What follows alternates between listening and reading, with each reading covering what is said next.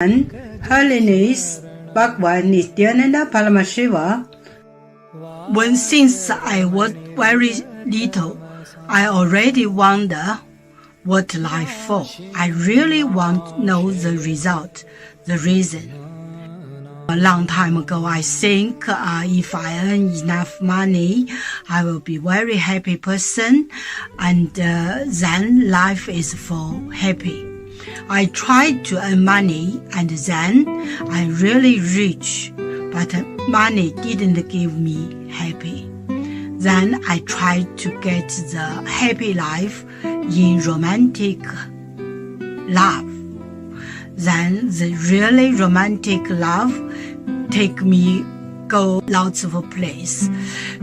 Too many stories during this time, but I still don't feel I get the result, get the life reason. Then I start study from book, from video, from religion in many different ways. And when I study Buddha, that time I really appreciate Buddha gives so much intelligence to me about life. But I don't think study is enough for me.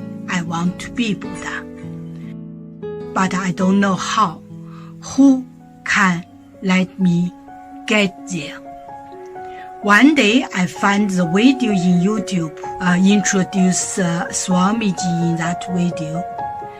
I suddenly, my eyes open wide. I get it. He must be my guru. I can get there. He can let me get what I want to know. And he can take me home, real home. This kind of feeling, then I start study from Nithyananda Sangha. One day, Swamiji Satsang said he need people devote land, home, money to build up Kailasa. Then I discussed with my husband, decide to give the whole farm to Nithyananda. That time, because both of us believe help Swamiji means help whole world. It's a big decision, but we just discussed so short time already. Decide.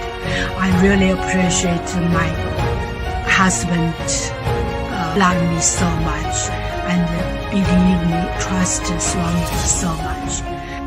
Soon here will be big temple, Gurukul, Goshena, and library.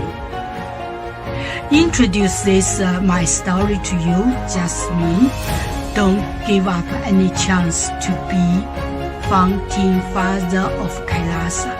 It's the best thing you can do in your life.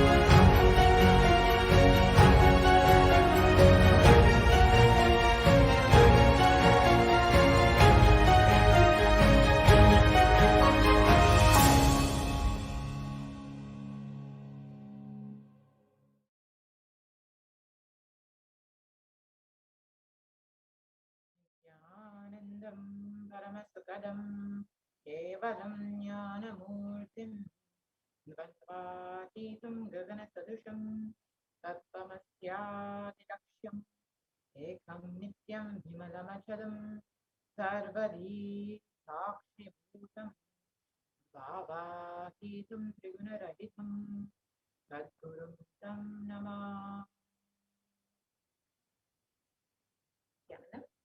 Welcome all the viewers who are joining us today from all over the world for this Parashakti Akashic movie. And in today's program, we will be understanding who is Devi Parashakti. And what are the Akashic readings? We'll be understanding how Devi Parashakti is manifested through the Supreme Being to have our questions answered. Now let us enter into the program.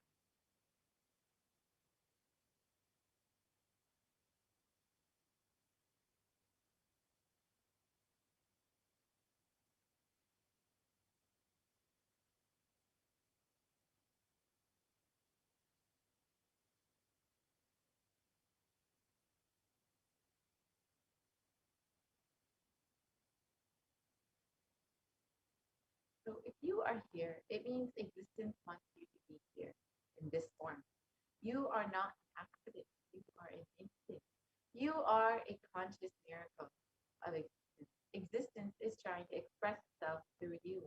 Welcome to the sacred spiritual experience, your digital experience of the divine.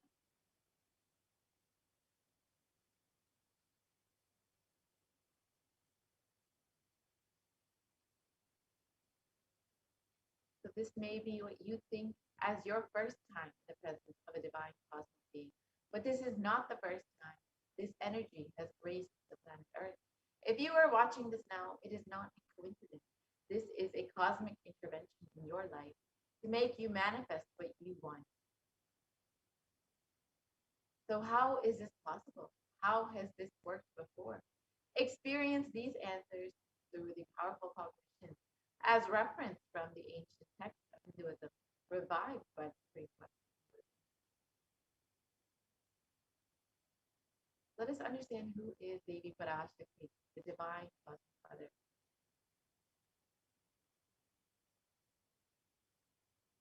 Devi, the ultimate pure feminine consciousness, the cosmic mother.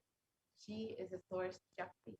It is her cosmic womb, Brahmanda Yoni, from which billions and billions of universes come out and go in. Source where the Big Bang and black holes go on. Parashakti is the main deity of the sacred feminine and the divine consort of Bhagavan Paramashiva, who is a primordial divinity of Hinduism. And in the words of the Supreme Pontiff of Hinduism himself about the Cosmic Mother, the first and foremost relationship is mother. The ability to learn, even the idea to relate, starts with the mother. Mother is too important way to connect with what you think as life. In the Vedic tradition, our rishis were aware your ability to connect with the mother should be directed towards the cosmos. It should inspire. It should awaken your higher consciousness.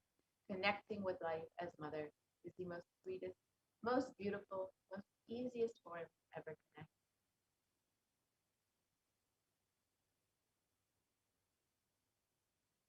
And today, out of his extreme love and compassion, the Supreme Concept of Hinduism is great, manifesting Devi Parashakti herself, engracing us, answering all of our questions, attending to our prayers, giving boons, healing us, revealing our past, present, and future, delivering profound spiritual truths, and ultimately giving us the experience of Paramashivoham itself.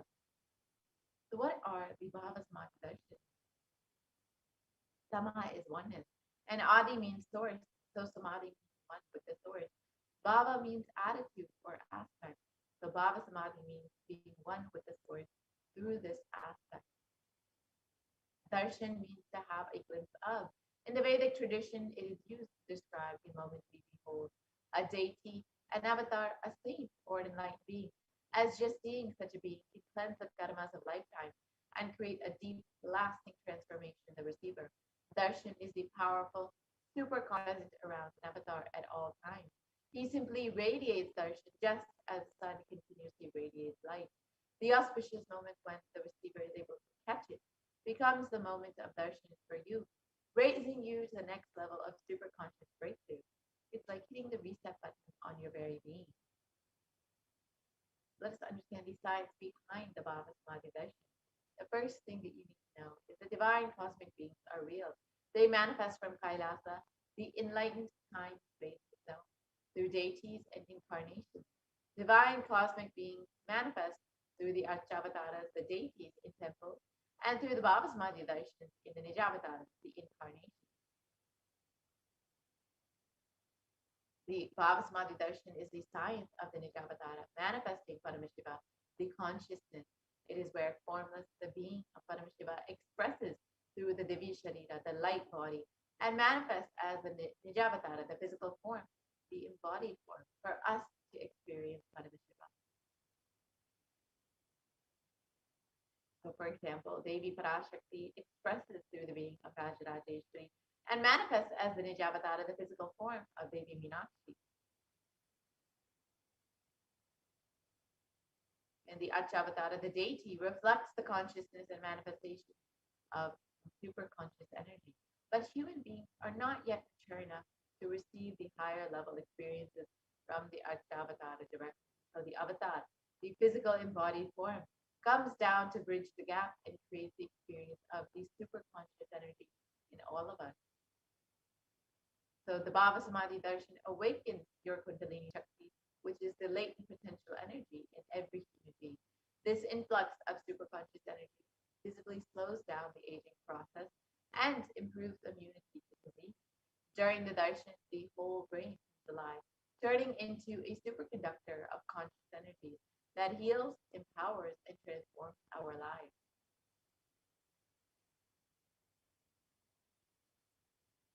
During the Bhava Samadhi darshan, our neurons mirror that of the avatar.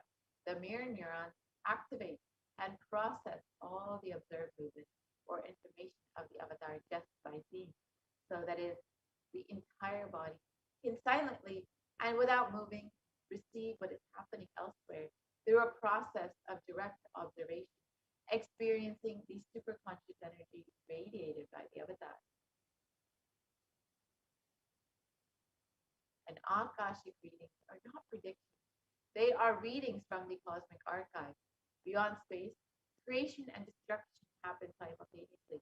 In the dimension of time starts the past, present, and future.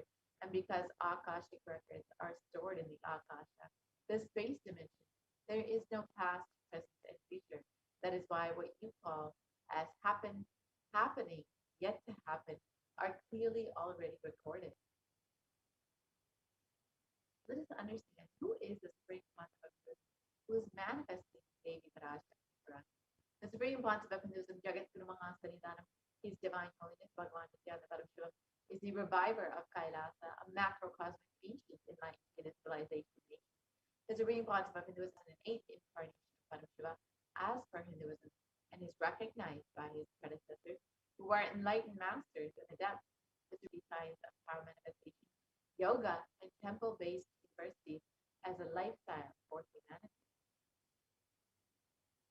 The Supreme Pontiff of Hinduism is ordained as the 233rd Guru Mahasanidanam of the Kanchi Kailasa Sarvekyapitam, is the incumbent emperor of the Surya Vamsha is the present 293rd Jagat Guru Mahasanidanam of the Kailasonata Shamla Sarvekyapitam, and is the present Mahamandaleshwar of the Mahanirvani Akada, the largest apex monastic order.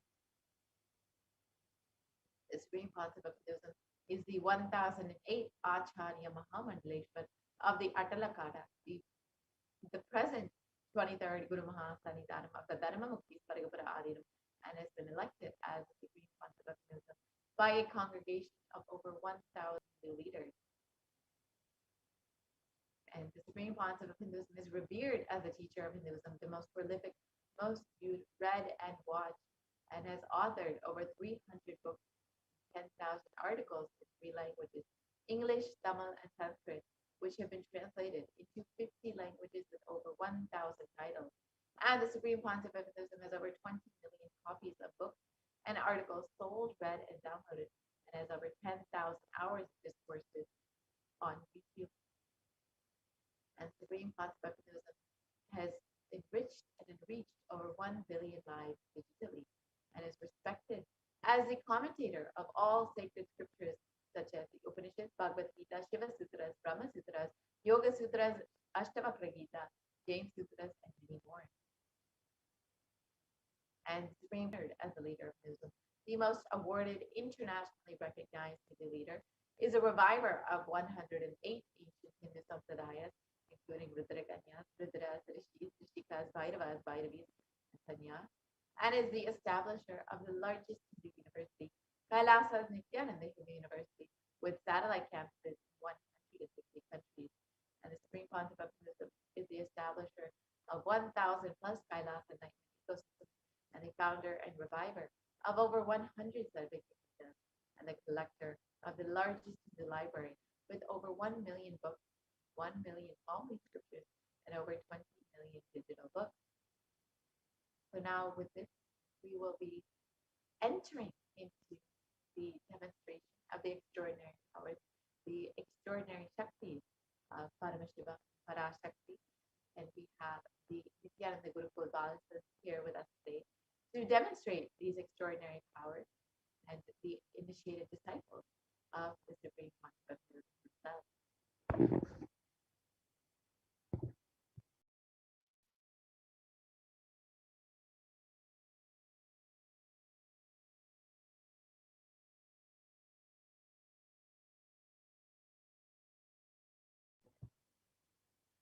Sorry for the technical glitch.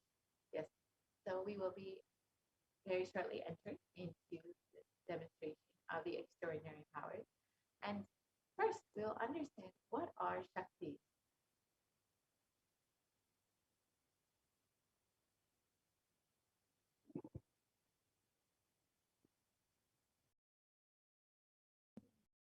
Yes, Nithyanandam. Let's now start the next segment, which is this power manifestation segment, where all of you are going to be witnessing the manifesting of extraordinary Shaktis.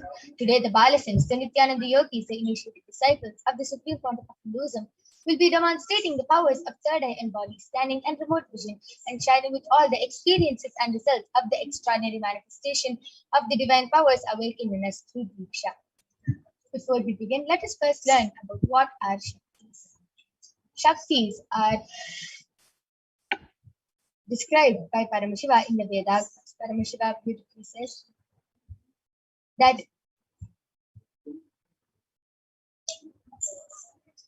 every human being is hardwired to be able to manifest these 460 manifesting powers are described as a system, as a method, and a science for human beings to explore the various possibilities and powers and to have access to various states of consciousness. Shaktis manifest from the fundamental cognition that you are the divine and that you need to manifest the divine, and not that you are a man and that you need to reach the divine. So let us see the fundamental difference between Shaktis and Siddhis. Shaktis are the powers which manifest from deep integrity, high integrity with the Guru, and feeling connection with the Guru. Shaktis are the source of enlightenment, whereas Siddhis are the powers that manifest from tapas or penance for enlightenment. Siddhis are on the path of enlightenment. Shaktis are the powers which manifest through ordinary human beings in extraordinary ways, just with the initiation from the avatar, and Shaktis are permanent, whereas Siddhis are not permanent and they may divert you from enlightenment. So who is the source of all these Shaktis? Paramashiva. Paramashiva is the primordial divinity in Hinduism, the ultimate reality and cause which is self-effulgent, Swayam Prakasha, all-pervading, unchanging beyond time, space, form, and causality. As the fundamental base of Avyakta, the unmanifest, and Vyakta, the manifest existence, he performs the Panchakritya, or the 5 cosmic acts of Srishti, Sthiti, Samhara, Prabhava, and Anugraha: creation, maintenance, rejuvenation, pulling out of delusion, and liberating grace for all living entities.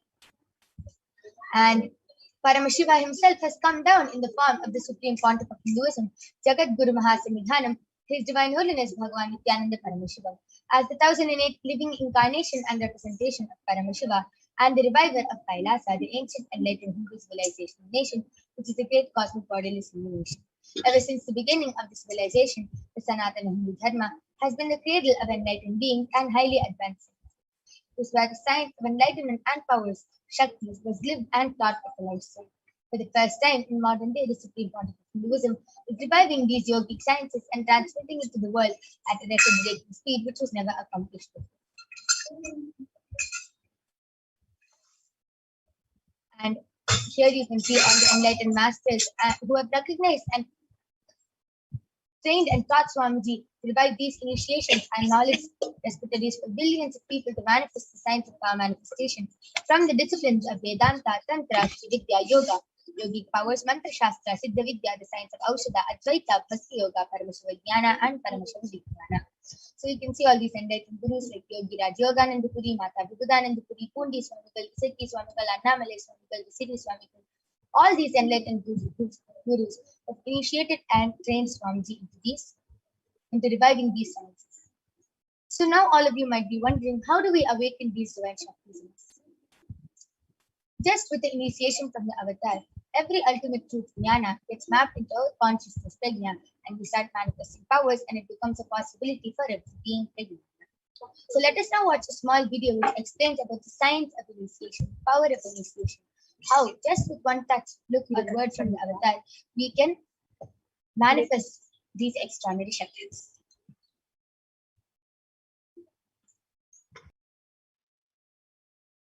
Diksha is the direct transfer of spiritual energy by an enlightened being through look, word, or touch.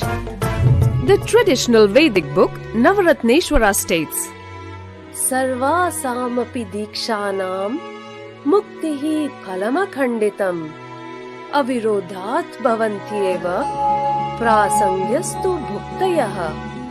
The main benefit of all initiations is moksha, enlightenment. As a side effect, health, wealth, leadership, and well-being happen. And in Rudrayamala Tantra, Shiva says, Devi diksha vihinasya na siddhihi na cha sadgatihi tasmat sarva prayatnena guruna dikshito bhavet. The one who is not initiated does not attain liberation nor a better future. So by all efforts, one should get initiated by Guru. What is the science of initiation? Neuroscience has proved that the process of initiation floods the brain with energy. This is the superconscious energy of Kundalini, our own highest inner potential energy. As the Kundalini flows from the thalamus to the cortex, it sets up a powerful energy loop within the brain, which awakens the latent non-mechanical parts which we have never used before. With increasing levels of coherence, the whole brain comes alive, turning into a superconductor of conscious energies that heal, empower, transform our lives, bliss and fulfillment. Initiation creates high awareness, visualization, creativity. It also slows the aging process and improves the immune system. Kundalini awakening, healing experience, levitation, teleportation, materialization. Experience the power of initiation through a range of exclusive programs conducted at the ashram. Nithyananda Paramashivam.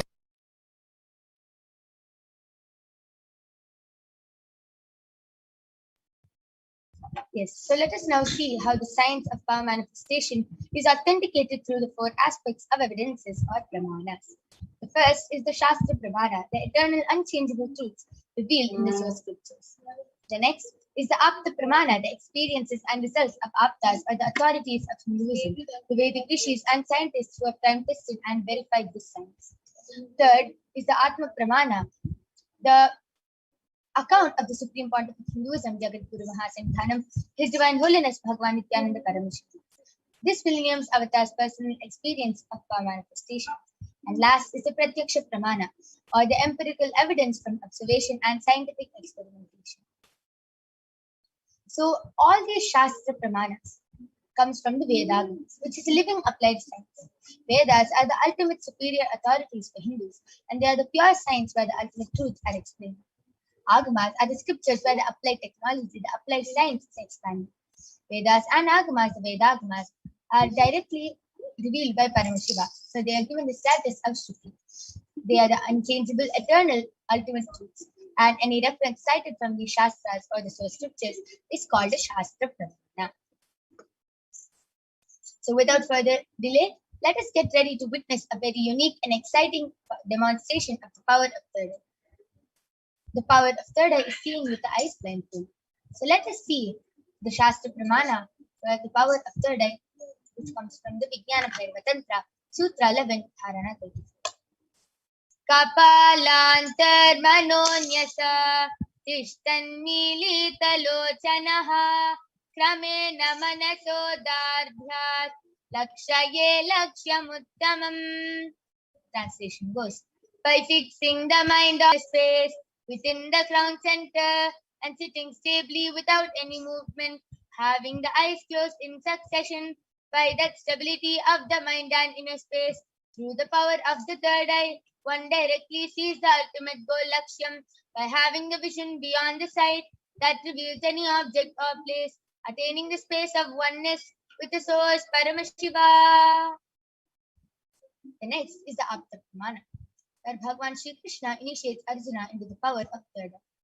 Bhagavan Krishna says to Arjuna, Natu mam shakyase drashtum anenaiva swachakshusha divyam dadami te chakshuhu pashyame yogamaishwaram. But you cannot see my cosmic form with these physical eyes of yours. Therefore I grant you the divine third eye vision. Behold my cosmic opulence. In the Hindu Purana, the Srimad Bhagavad Gita, Bhagavan Krishna initiates Arjuna into the power of third eye to behold his Vishwarupa Darshan, the vision of his cosmic form. And in the 11th chapter of the Bhagavad Gita, Arjuna completely narrates the cosmic form of Bhagavan Shri Krishna as he sees it through his third eye.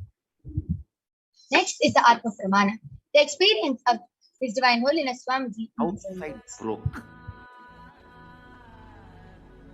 The first experience is that I was able to see everything around me, above me, the whole 360 degree, 10 direction, below me, everything. I realized not only I was able to see, I was able to feel, experience. I felt that the skin of the stone on rock on which I was sitting and the skin of this body both carry me equally. In both I exist equally. The setting sun, rising moon, the whole Arunachala hill, all the plants, bush, shrubs, trees, everything, everything, everything. Just became so alive. The idea, something is inside.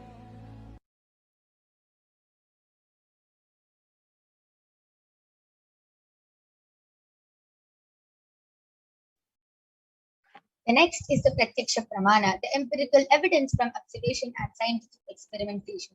Study measures compare the metabolic cell activity of the brain in the conscious and meditative states using the positron emission tomography, the PET. When doing daily activities, high activity is measured in the brain where the third eye is located. And when in the deep state of Samadhi, only the third eye region is active and almost 90% of the rest of the brain is at peace.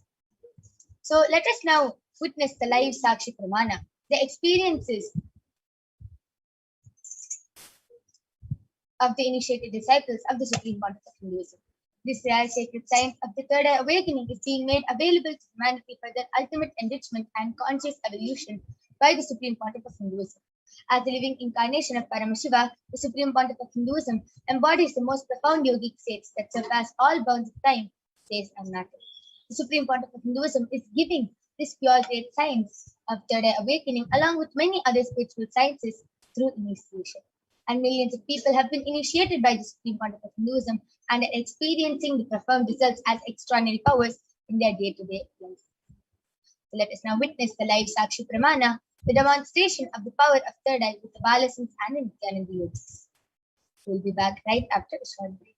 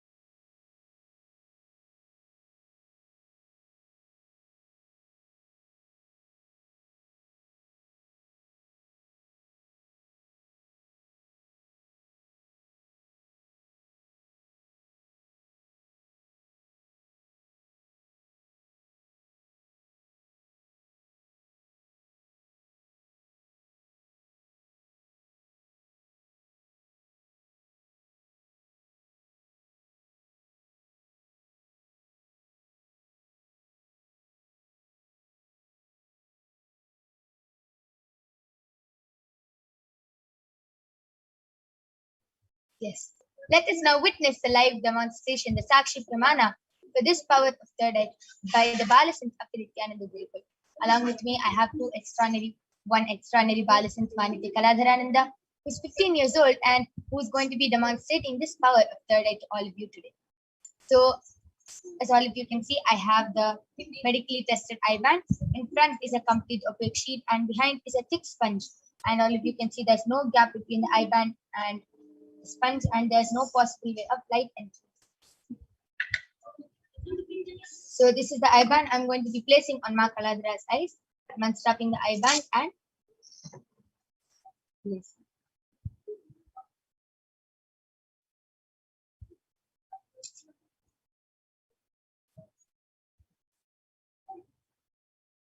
Ma Kaladhara, are you comfortable? Yes, beautiful. I request you to turn to your right, left, up. See, all of you can see there's no gap and down.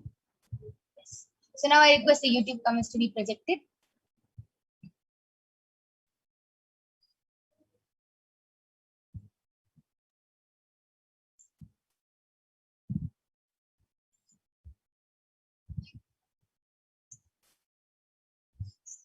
Yes, Ma Kaladhara, you can go ahead. Yes. So the one and the only comment which is there in the YouTube live chat is from G R E G O R Y J A M E S has posted, "Welcome to Ekaila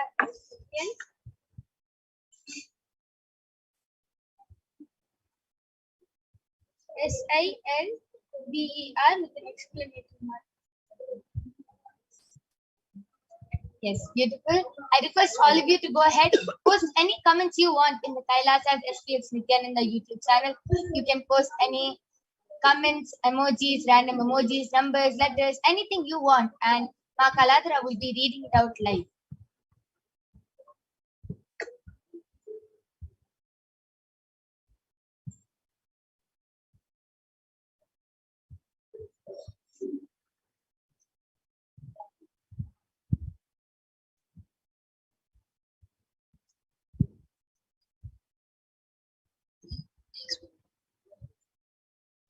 I request the Facebook comments to be projected. Yes. Just before we move on, the latest comment right now is from Mahajananda Expressions of Me I Am.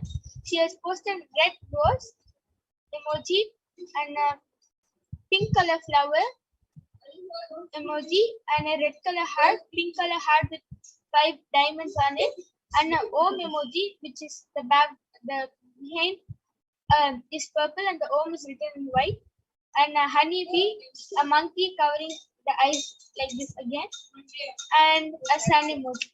The comment before that is from Manitya Maheshwaramaya Ninda. She has posted wonderful.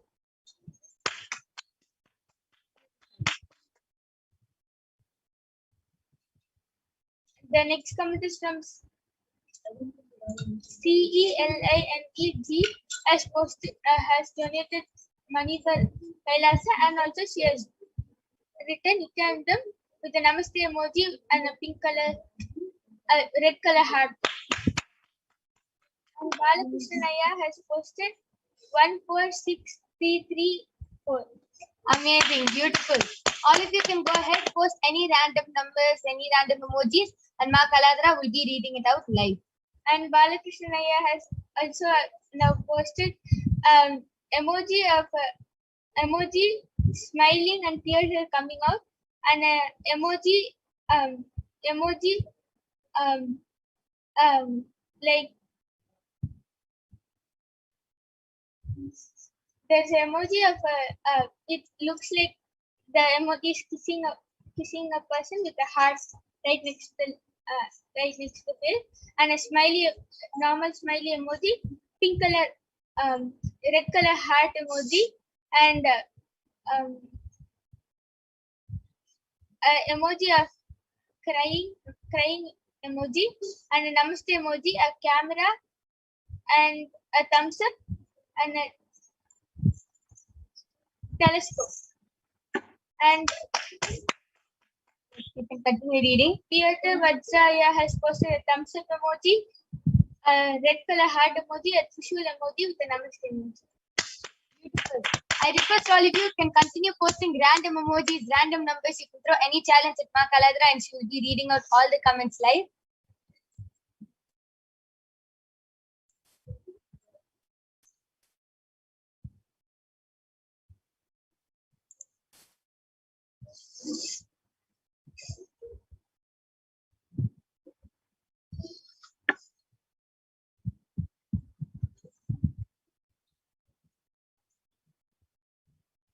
Okay, yes. So that was a beautiful. I'll now be removing the eye band. So all of you can see the eye band is completely intact. And we are now going to be moving on to the next power, which is the power of body scanning. So I request the pramanas to be projected now.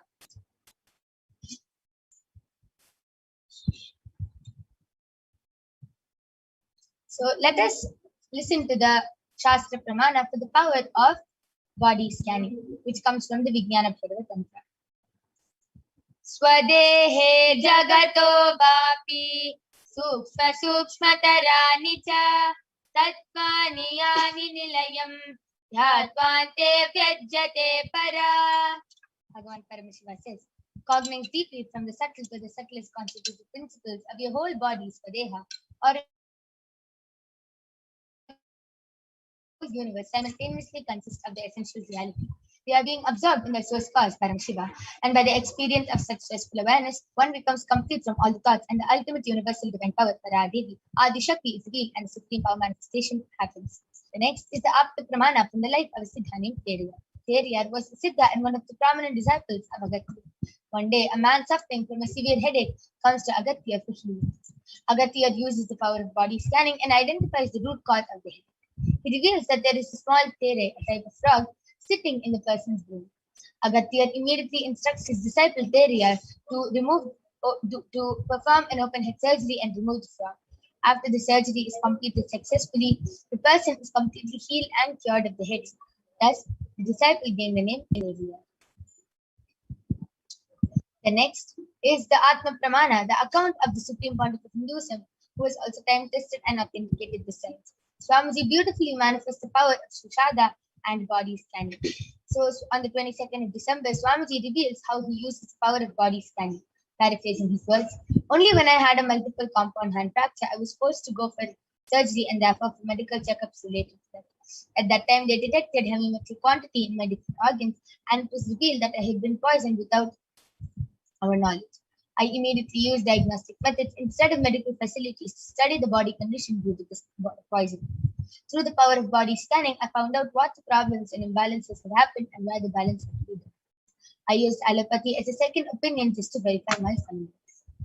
All these great avatars, these incarnations of Hinduism, as born as awakened beings. Even though they have a human body, they are much beyond suffering, and any incident which happens in their life is not an accident, it is a leela, a divine play. Next is the Sakshi Pramana, the experiences and results of the extraordinary manifestation happening through the initiated disciples of the Supreme Pontiff of Hinduism. So you can see a few of the disciples of Swamiji who have beautifully manifested this power of body scanning have shared that experience and offered their gratitude to Swamiji. Yes, beautiful. So let us now see the Shastra Pramana for the power of remote vision. Shastra Pramana goes, Vyomakaram Swamatmanam Dhyaye Digbhiranavritam Nirashaya Chitishaktihi Swarupam Darshaye Tada. Translation goes, concentrate and cognize with blissful awareness on oneself in the form of vast etheric space or sky, Vyomakaram, which is limitless in any direction whatsoever. Thus, the Chitishakti, the power of consciousness, freed from all support, reveals and manifests herself as the form of one's essential nature at the same. The next is the Apta Pramana, which goes back to the time of the Hindu epic, the Mahabharata. Sanjaya was the trusted charioteer of a blind king named Dhritarashtra, and Sanjaya was initiated into the power of Dura Drishti, remote vision, and Durashti, the power of remote hearing, by sage Vedavyasa. And throughout the whole Mahabharata war, the sacred scripture is narrated to the blind king Dhritarashtra by Sanjaya. And it is through Sanjaya's narration that the humanity has received the sacred scripture, the Srimad Bhagavad Gita. Next is the Atma Pramana, the experience of His Divine Holiness Swamiji. Narayana Swami Tata was one of the gurus of Swamiji and was well known to see at ease. One day, a senior police officer came to Narayana Swami Tata seeking help to find a thief whom they were searching for the last 1 year. Turns towards the Supreme Portal of Hinduism and asks him to see the whereabouts in the mirror with the Jnananjana applied and show the police officer. The Supreme Portal of Hinduism not only saw the whereabouts of the thief in the mirror, but also showed the same to the police officer, after which the thief was caught red-handed in the same location as revealed by the Supreme Portal of Hinduism. Last is the Sakshit Pramana. Here also you can see few of the devotees and disciples of Swamiji have beautifully shared their experience of how they were able to manifest the power of remote vision just with the initiation from Swamiji. Beautiful. So let us now witness the live demonstration of the power of remote vision and body scanning by the Balasins of the Nithyananda Gurukul. I request all of you to go ahead and start posting your comments and requests in the Kailasas HDH Nithyananda YouTube channel, and we'll be back with all of you right after a short.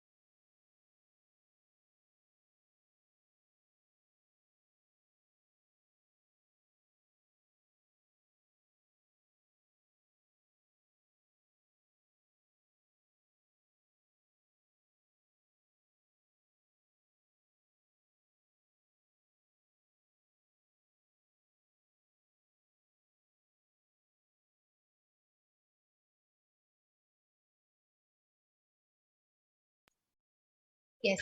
So I'm back with the Balasins of the Nithyananda Gurukul, Manaki Brahmayogananda, who is 13 years old, and she is going to be demonstrating this extraordinary Shakti of the power of body scan, to be manifesting the power of remote vision for all. So Balakrishna Naya has posted, my mom is not having proper blood circulation in the legs. When she is doing the meditation, it's disturbing her not to do meditation properly. Please heal my mom to do a long-term meditation. Yes, Suma Brahma Yoga, you can go ahead. And just before that, Ayya, we'll definitely be sending the healing. But please do get the consent of your mother to do the body scanning for her, as it is our integrity to get the consent of the person before doing the body scanning. And then Payata Vajda Ayya has posted, Nithyananda Ma, can you body scan me please? I have the incompletions about the implant in my neck spine. It has moved a little bit. So please check if it's on the right spot and if it did not move.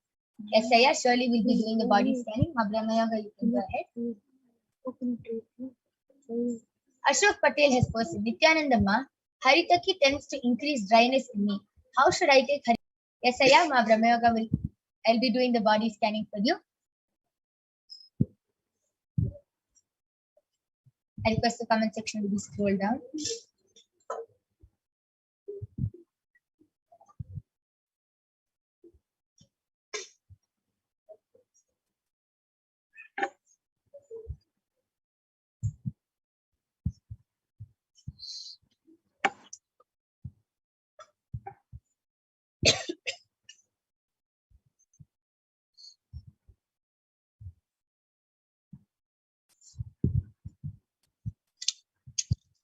Yes, Hayatul Vajraya, Parmeshwar has revealed that it is still, the implant is still in the right spot and did not move.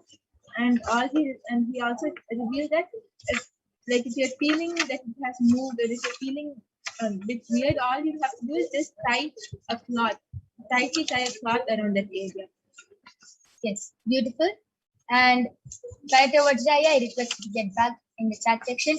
And yes, Ashok Patelaya, Paramashiva revealed that it is not the Haritaki which is increasing dryness to you. It is just a lot of heat in your body. And because of all the heat in your body, you feel like it is Haritaki, but it is not the Haritaki. Yeah? And Paramashiva revealed you can balance your Vata by doing the Rama Nirahara Samyama. So you can start the Rama Nirahara Samyama and you can balance your Vata.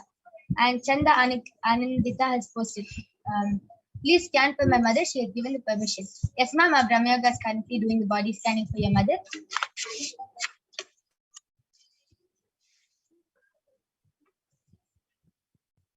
Yes, Chanda Ananditananda. Parameshwar revealed that your mother has a lot of mucus stuck in this area for her, and that is causing her to have difficulty in breathing, and it is affecting her whole functioning. So the solutions Parameshwar revealed is you should start doing steam inhalation, and the water in the steam inhalator should be mixed with turmeric. Turmeric and tulsi leaves. You should mix these two things and do steam inhalation every day for at least 15 minutes, and the mucus will completely be gone and she'll be healed. Yes, beautiful. Now, Chanda Anandita, I request to get back, and Ashok Patelaya, I request you to get back. Parita Vajraya has gotten back telling, wow, yes, ma, thank you for that confirmation. Thank you for the scanning. Yes, Aya, just follow the solution which Paramashiva revealed, and you'll be completely healed of it. And do not be worried. Paramashiva's eyes has fallen on your body, and you will be healed of any other problem.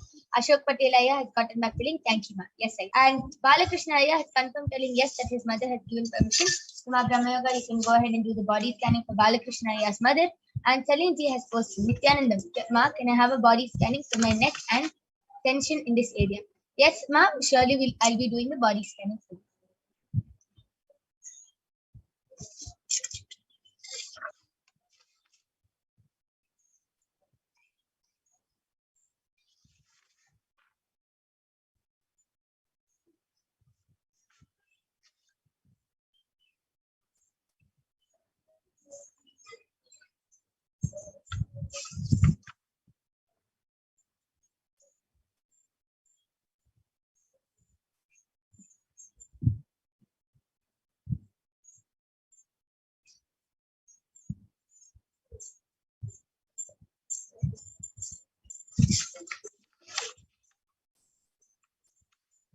Yes, so Balakrishna Naya, I did the body scanning for your mother, and Parameshwar revealed that the problem as to why her legs are hurting is the amount of toxins which are there in her body. So every night before going to sleep, she has to put turmeric on her full forehead and a big kumkum on her third eye that will cleanse her of all the toxins. And also, whenever she's sitting down for meditation, she can just take castor oil, warm castor oil, and massage it on her full legs. Like take quite a lot of amount of castor oil. Make sure that the castor oil goes inside. Like you should massage it really good, at least like 5 minutes on one leg, and that will really help her. She will not feel the pain during meditation. And one more thing Parameshwar revealed is every day she should start taking haritaki and castor oil. 1 spoon of haritaki and 1 spoon of castor oil in the morning and evening, and that will also help her for her leg pain. Yes, beautiful. Sorry, Balakrishna, I request you to get back. And yes, Ma Celine, I did the body scanning for you. And Paramashiva revealed that it is your neck is starting to hurt and getting very strained because of the way you're standing. You're not standing or sitting properly, and that is causing a lot of strain in your neck, and that is why you feel a lot of pain, and because the muscle has strained a lot. Paramashiva is revealing the solution. What you can do is Paramashiva is revealing to sleep on your right side for a few days, for the next few days, to sleep on your right side. And every morning when you wake up, just before you go for a bath, just do the castor oil massage and then go for a bath. You'll be completely healed. And yes, Alankrita Yadav has requested a scanning for her troubled throat. Yes, Ma Brahma Yoga is doing the body scanning for you. As Alankrita Yadav, Paramashiva revealed that all you have to do for your throat to be healed is make sure whenever you're drinking water, it is warm water mixed with turmeric and tulsi leaves. That's all you have to do, and your throat will get healed. Beautiful. Yes, Devaraja Joseph has person Nithyanandam. Please bless and heal my brother Dasaki of asthma, hypertension, and diabetes, and soon be healthy and fertile, and be with me as a family. Yes. We request you to get the consent of your brother Dasaki Aya, and then only we'll be doing the body scanning, as it is our integrity to get the permission and consent of the person before doing the body scanning for them. Yes, anyone else can request for a body scanning or a remote vision in the live YouTube chat section, in the Kailasa's HDH Nithyananda YouTube chat. Balakrishnan Aya has gotten back the link. Thank you very much, ma'am. Yes, Aya.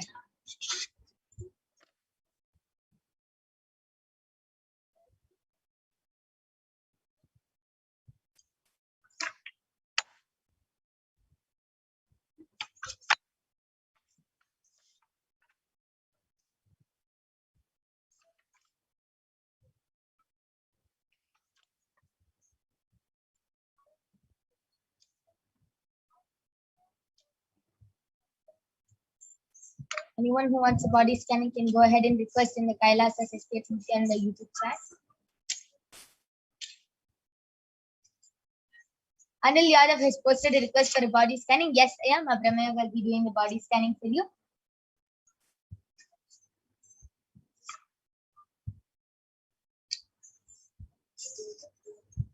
Marceline ji has gotten back the link. Okay, thank you. Yes. And Alankrita Yadav has posted. Thank you. Could you please repeat what was said with turmeric and tulsi leaves, ma'am? Paramashiva revealed that you should drink hot water with turmeric and tulsi leaves, and you will be healed of your troubled throat. Yes, Anil Yadav Bhaiya, Paramashiva revealed that you're having a lot of muscle cramps in your whole body, and the solution for that is every day when you take a bath in the morning, make sure you're taking bath with cold water, and that water should be mixed with vibhuti. Mix vibhuti in the cold water and take a bath with that. It will heal all the muscle cramps in your body. Yes, beautiful. That is a beautiful solution revealed by the third eye. Anil Yadavaya, I request you to get back in the chat section.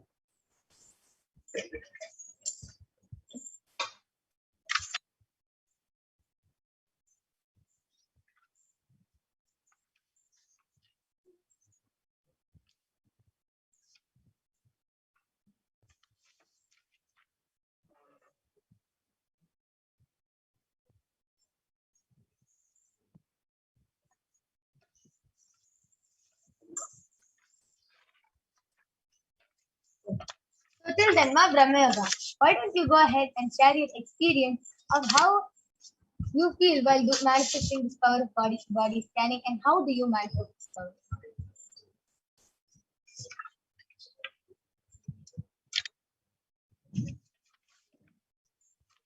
Yes, how I manifest this power of body scanning is I just connect to Paramashiva and I tell him, Paramashiva, please reveal to me what is in the other person's body, and reveals an image of a black body and the place it is affected. If someone's knee is injured, then that will be highlighted in red color, and it will get zoomed in, and the problem will be shown of what problem the person has.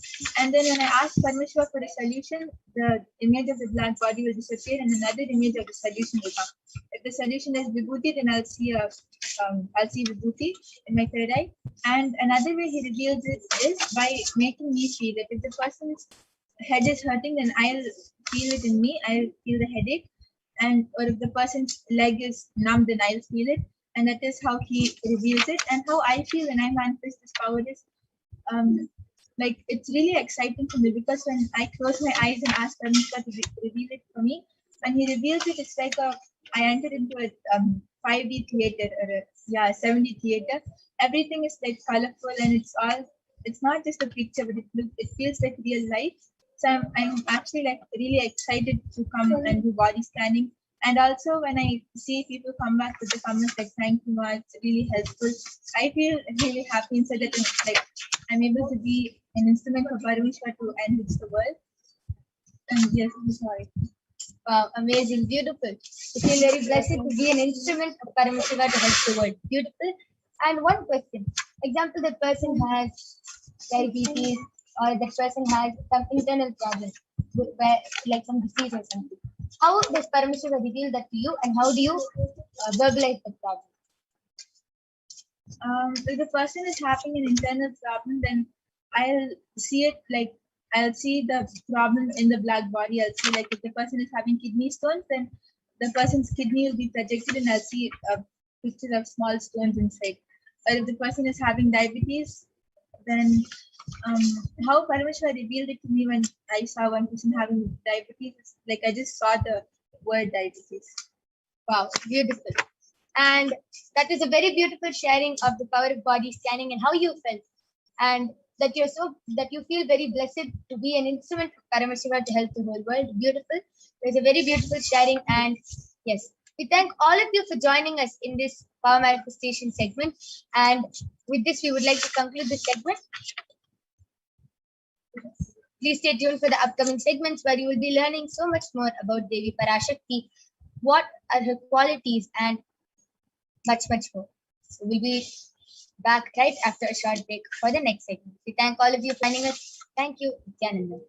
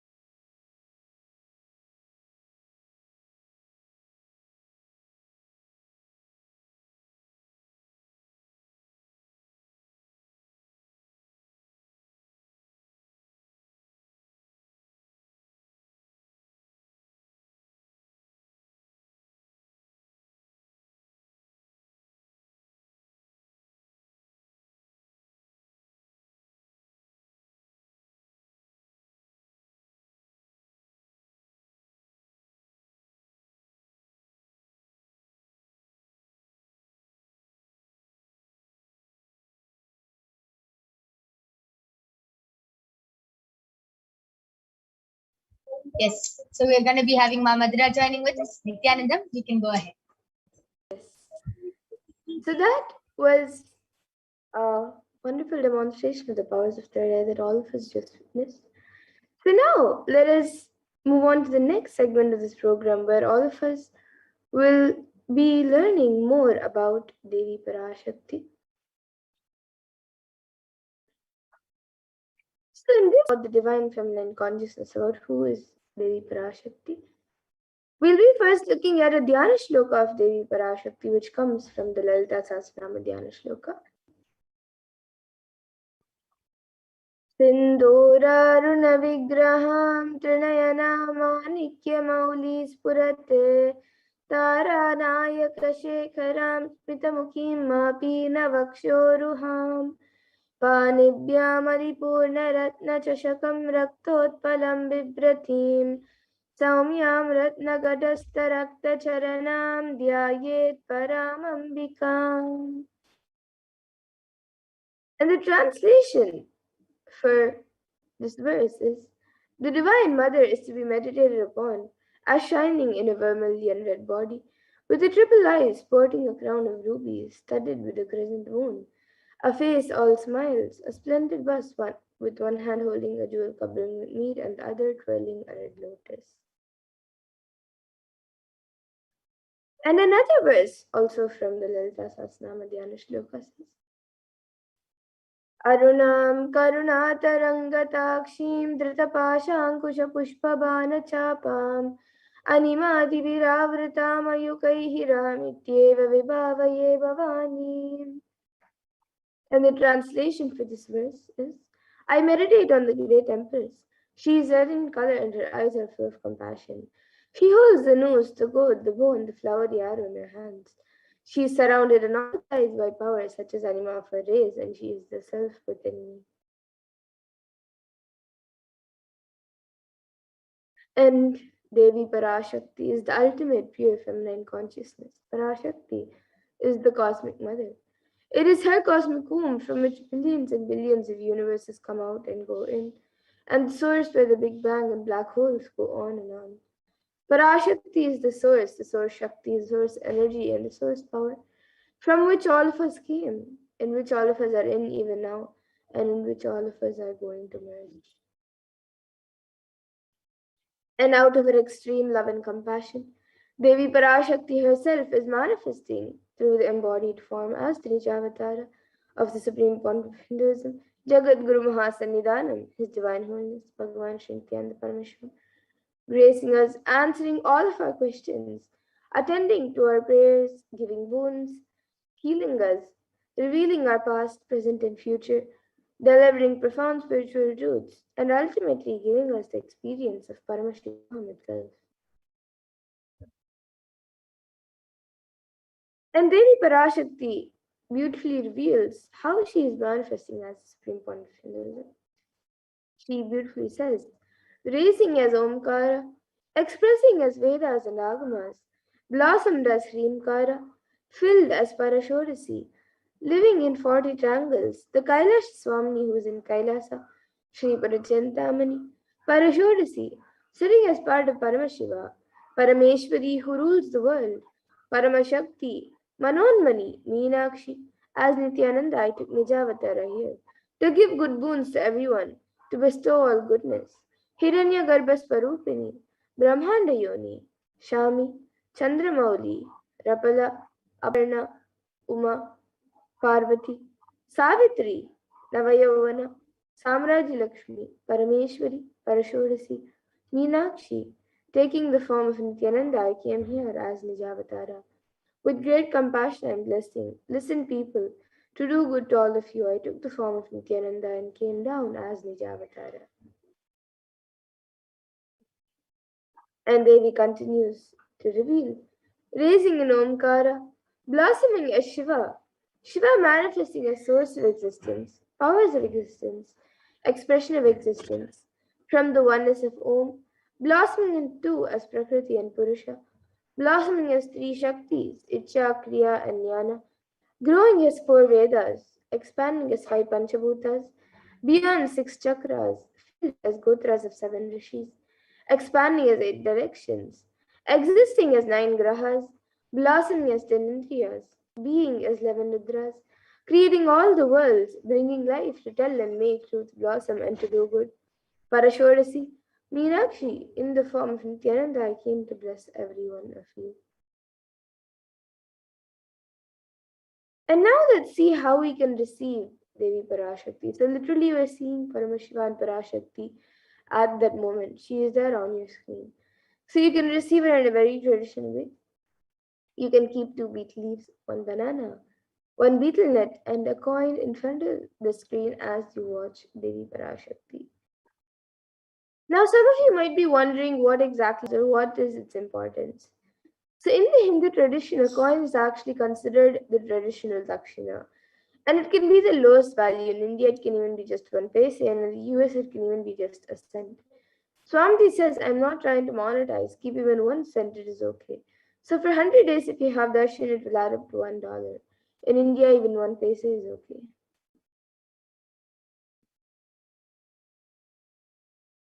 And you can offer that to Devi Parashakti.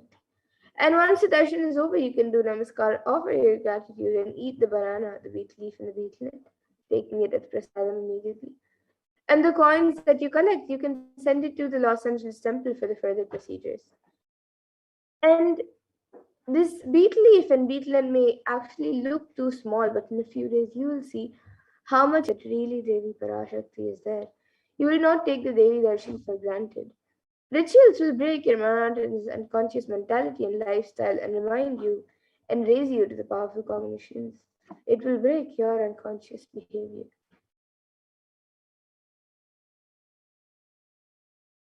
Now here you all can see how you can set up your tambulam. So you can arrange the beet leaf, the beetlet, the banana, and the coin on a plate and keep it in front of the screen. You can also keep a few more additional items such as few flowers, some kumkum, some turmeric, some glass bangles, and a coconut. But the four basic items is the beet leaf, the beetlet, the banana, and the coin. So you can arrange all the items that you would like to keep on a plate and keep it in front of the screen as you watch Devi Parashakti. The next time when you are getting ready and setting up for the darshan, you can set up your own set of tambulam to receive Devi Parashakti in a very traditional way. And with that, we now come to a conclusion of this segment where we have learned who is Devi Parashakti and how we can receive Devi Parashakti in a very traditional way.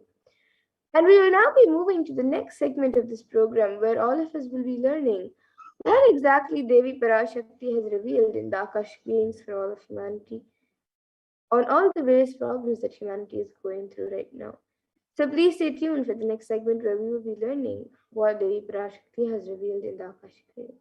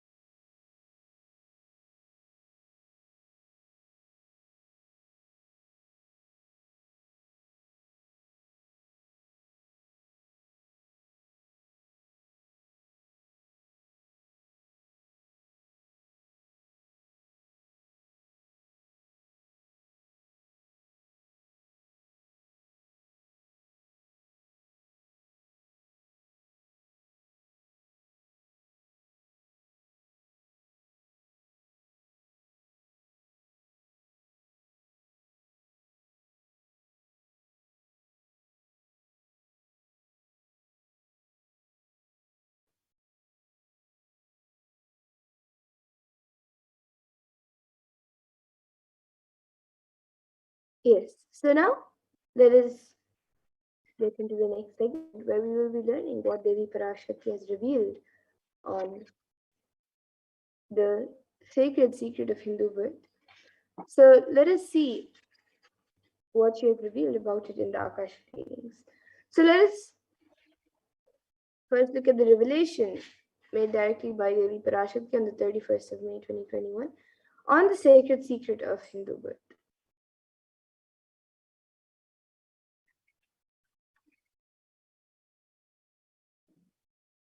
நன்றாய் கேட்டுக்கொள். உன் கேள்விக்கு உன்மூலமாய் உலகெங்கும் இருக்கும் இந்துக்கள் எல்லோர்க்கும் அளிக்கின்றேன் உத்திரம். கேட்டு வாழ்ந்தால் உங்கள் வாழ்க்கை பத்திரம். நன்றாய் கேளுங்கள். பிறப்பின் ரகசியத்தை பிறப்பிலா பெருமை உடைய பரமேஸ்வரி சொல்லுகின்றேன் கேளுங்கள்.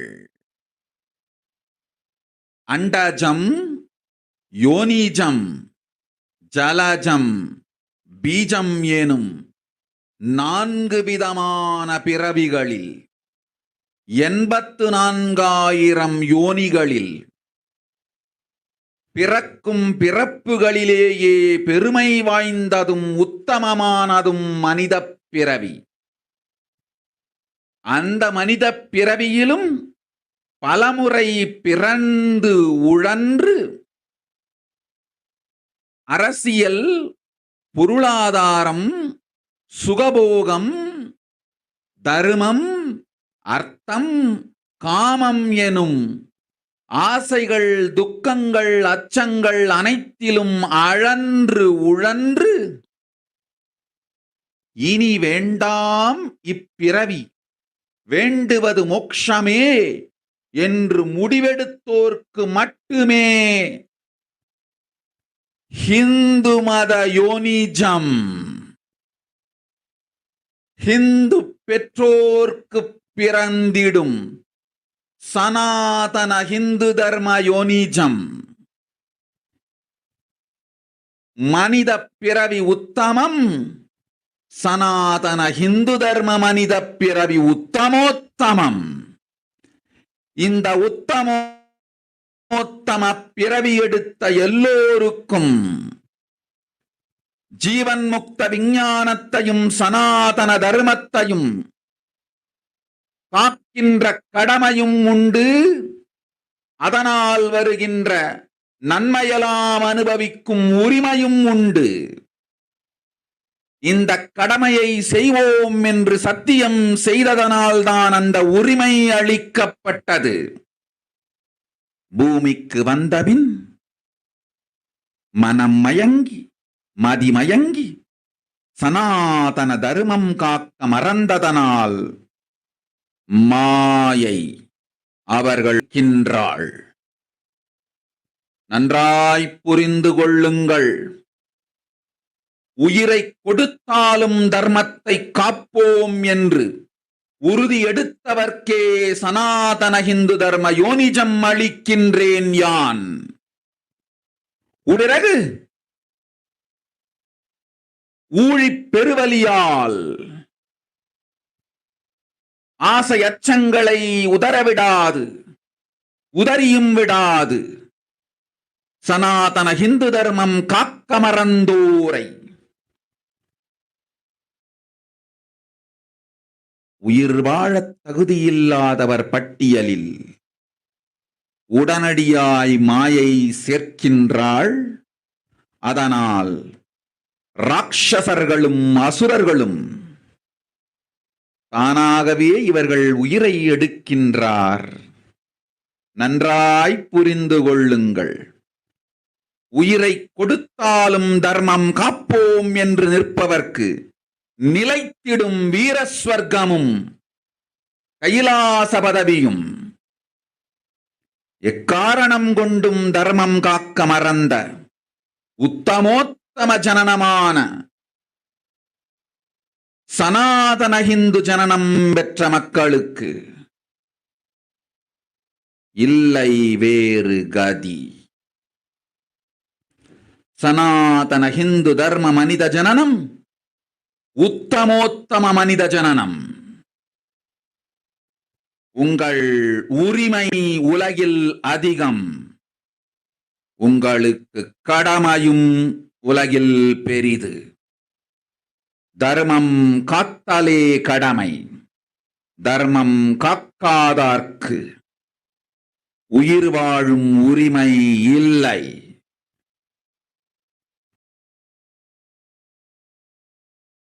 நன்றாய் புரிந்து கொள்ளுங்கள்.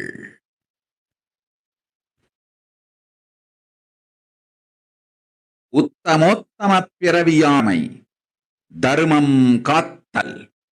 தர்மம் காக்க தர்மம் உங்களை காக்கும். இந்து தர்மம் காக்க மறந்திட்டால் வாழும் உரிமையை நீங்கள் இழந்து விடுகின்றீர்கள். அதற்கு மேல் வாழ்ந்தென்ன அழிந்தென்ன? பூமிக்கு பாரம் குறையட்டும் என்று அசுரர்களும் ராட்சதர்களும் உங்களை உண்டு தீர்க்கின்றார்கள். அதையும் மாயை கண்டு சும்மாவிருப்பாள். பிரபஞ்ச ரகசியத்தை, பிறவியின் ரகசியத்தை உலகிற்கெல்லாம் உத்தரமாய்ச் சொல்லிவிட்டேன். புரிந்து வாழ்வில் நடந்து உயிரை பத்திரமாய் பார்த்துக் கொள்ளுங்கள். அன்னை சொல்லும் அருள் சத்தியம் இது. ஓம் ஓம் ஓம்.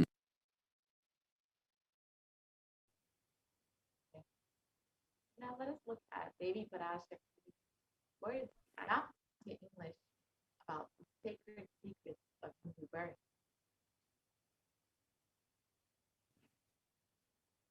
Listen, Andajam, this is the birth from egg.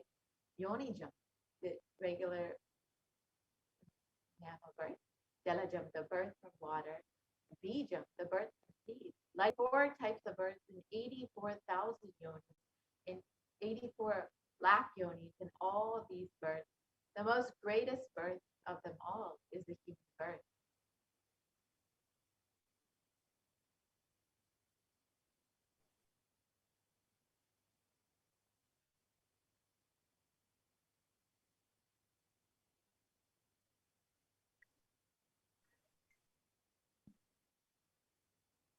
And even in that human birth, being born and toiled many times, after getting burnt and toiled in politics, in finance, in luxuries, in dharma, artha, and kama.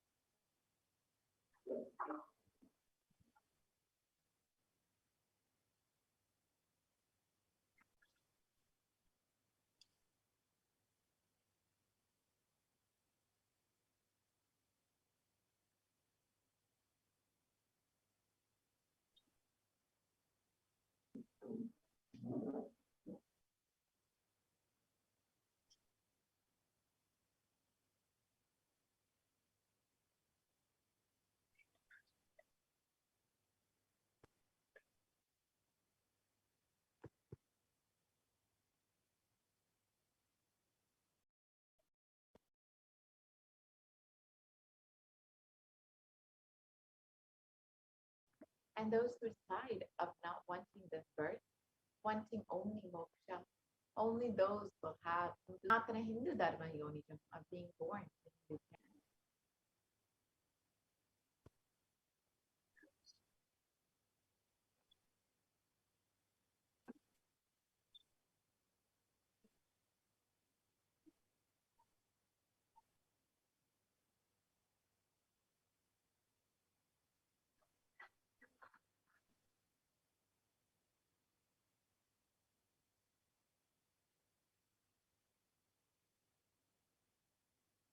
And Human birth is Uttamam, the best. Sanatana Hindu Dharma, human birth is Uttamottamam, the best of best.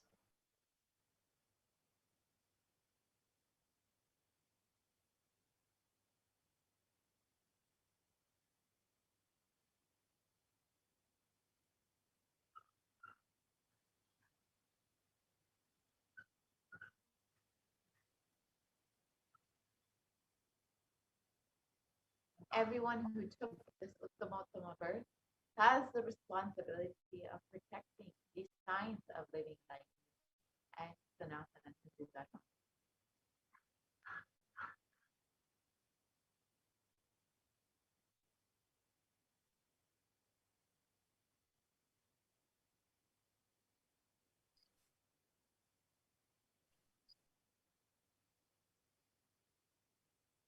And also, they have the right of experiencing its benefits. This right was given to them because of their commitment given by them to do this responsibility.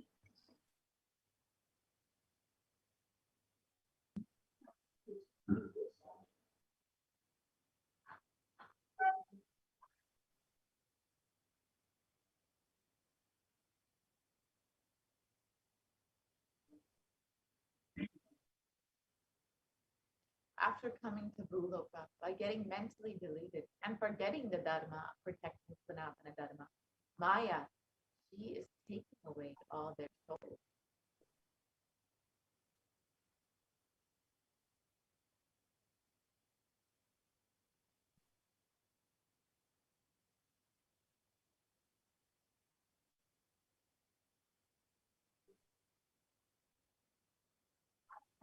Understand carefully. I am giving the Sanatana Hindu Dharma Yonijam only for those who gave the commitment of protecting Sanatana Dharma even by giving their life.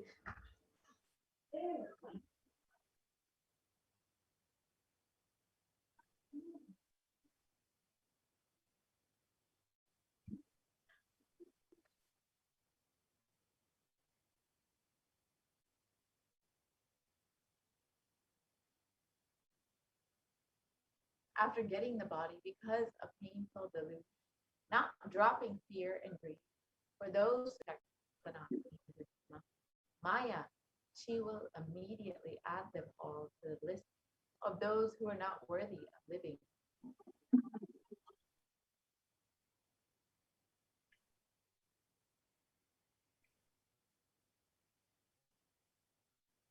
Therefore, Rakshasas and Asuras are automatically taking away their life.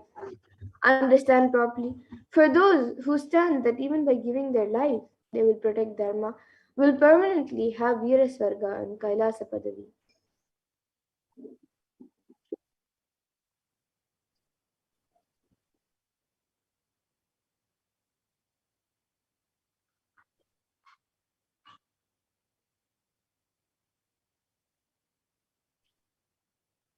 And for any reason, people who forgot to protect Dharma, having Uttamottama birth of Sanatana Hindu birth, there is no other way for them.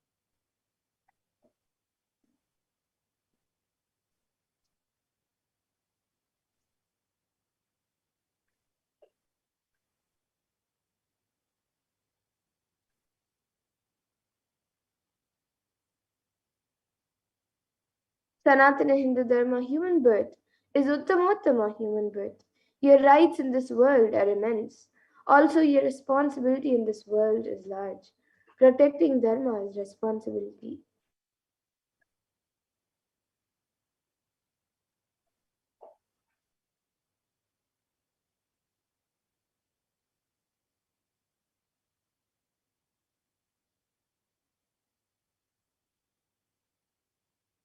Those who do not protect Dharma, they do not have the right to live. Understand properly. All those who took the Uttamottama birth, which is Sanatana Hindu Dharma birth, all of you understand.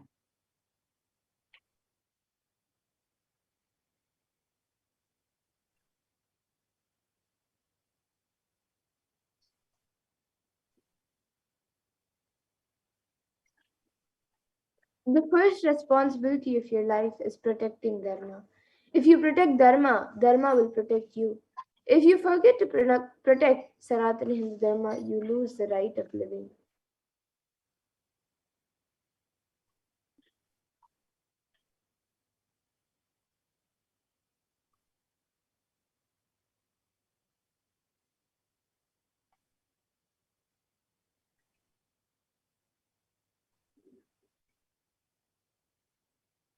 After that, what bothers whether you live or get destroyed? Asuras and Rakshasas will eat you, so that the burden on earth is reduced. Seeing that Maya, she will keep quiet.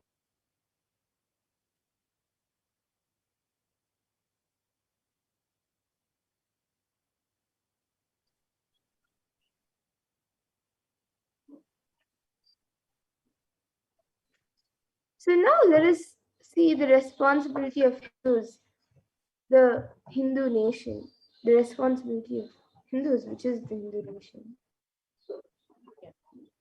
Parashakti feels that human birth is the Uttama birth, the best birth, and that Sanatana Hindu Dharma birth, being born to Hindu parents, is the best of the best, the Uttamottama birth. So it is our responsibility as Hindus to protect Hinduism, and we can do that through the Hindu nation. Let us understand more about.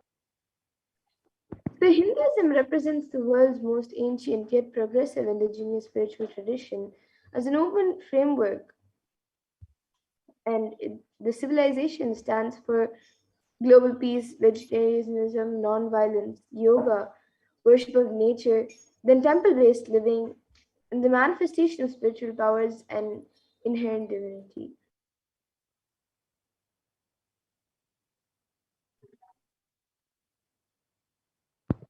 The Hindu nations were ecosystems where more and more enlightened beings could be produced, so that the enlightened civilization could be kept alive and the great gifts shared with the world.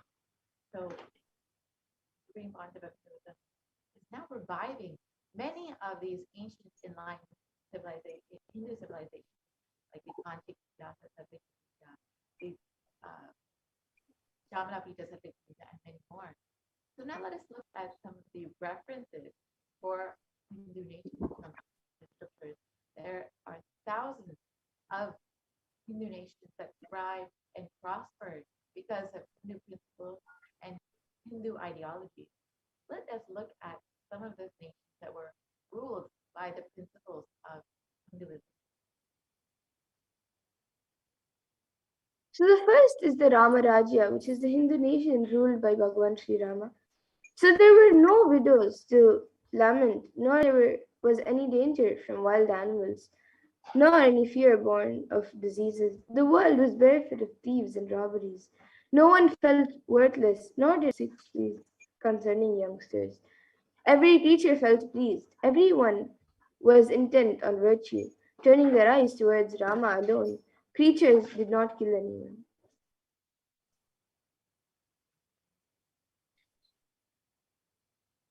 Description continues on.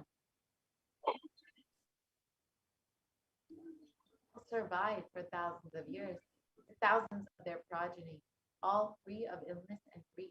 The trees were bearing flowers and fruits regularly without any injury by pests and insects. The clouds were raining in time, and the wind was delightful to the touch. Every caste was performing their own duty, satisfied with their own work and bereft of any greed. People were intent on virtue and lived without telling lies. All people were endowed with excellent characteristics. All were engaged in virtue.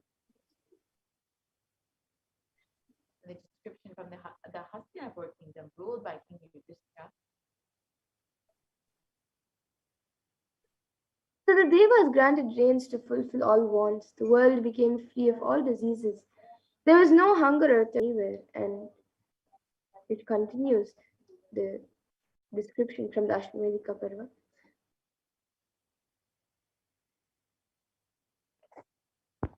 So the Hindu nations contributed so much to the world in every single field, whether it was the field of enlightenment, the field of health, medicine, art, science, technology, aviation, dance and music, clothes and jewelry, social systems, judicial systems, political systems, legal systems. Everything is in our Hindu scriptures. All of these various fields are different aspects of our scriptures. Everything Hindu scriptures, Hindu ideology has contributed to in every field.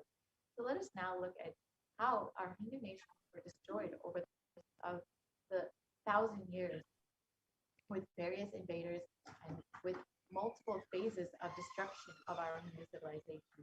And it's with the Islamic invasion was between 800 and 1700 AD, which was the physical destruction of our Hindu nation. And Will Durant has described that the Mohammedan conquest of India is probably the bloodiest story in history.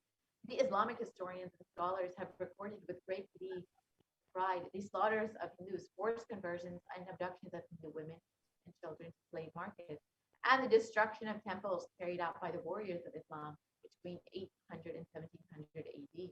Millions of Hindus were converted to Islam by sword, and millions more were put to death. And the Islamic invasions were extremely brutal and specifically discriminated against Hindus. The Islamic law prescribed for Hindus, as conveyed by Khilji, describes that the Prophet hath ordained that if the Hindus do not accept Islam, they should be imprisoned, tortured, and finally put to death, and their property confiscated. To keep the Hindus in abasement is an especially bitter duty of Islam. And during the Islamic invasions, over 200 million Hindus were slaughtered by Muslim invaders. Over 100,000 temples were destroyed, and over 1 million dates and scriptures were destroyed. And it's described that the conquering armies burnt villages, destroyed the land, plundered people's wealth, took Brahmins and children and women of all classes, and flogged them with thongs of hide, raw hide. The next destruction of the Hindu civilization was the British occupation between 1700 and 1947 AD. This was the economic and psychological destruction of Hindus. And again, Will Durant describes, I have seen a great people starving to death before my eyes, and I am convinced that the exhaustion and starvation are due not as their beneficiaries claim to overpopulation and superstition, but to the most sordid and criminal exploitation of one nation by another in all recorded history. And this was one of the most brutal parts of the invasion. And the British Empire used all possible means to destroy the Hindu civil and cultural institutions in order to delegitimize and demoralize the indigenous people of India so that they could become slaves in their own homeland. This included discriminatory laws to instill feelings of racial inferiority, engineering famines to starve the natives into submission, and annexing natives into the kingdom. During the British occupation, over $45 trillion was looted from India over the course of 200 years, and over 45,180 native kingdoms were usurped by the British Raj. And such Diderot describes that the British came to one of the richest countries of the world, and over 200 years of exploitation and looting have reduced it to a poster child of third world poverty. And the next phase, the phase that we are currently in, is the secularization of India, which was after independence between 1947 and present day. And this is the rule and policies towards Indians. And Nehru has described what a disgusting savage people we are. Politics, progress, socialism, communism, science, where are they before this black religious savagery? India can never be a Hindu republic. This is the description from the first Prime Minister of India. And you can really see the attitude he had against Hindus.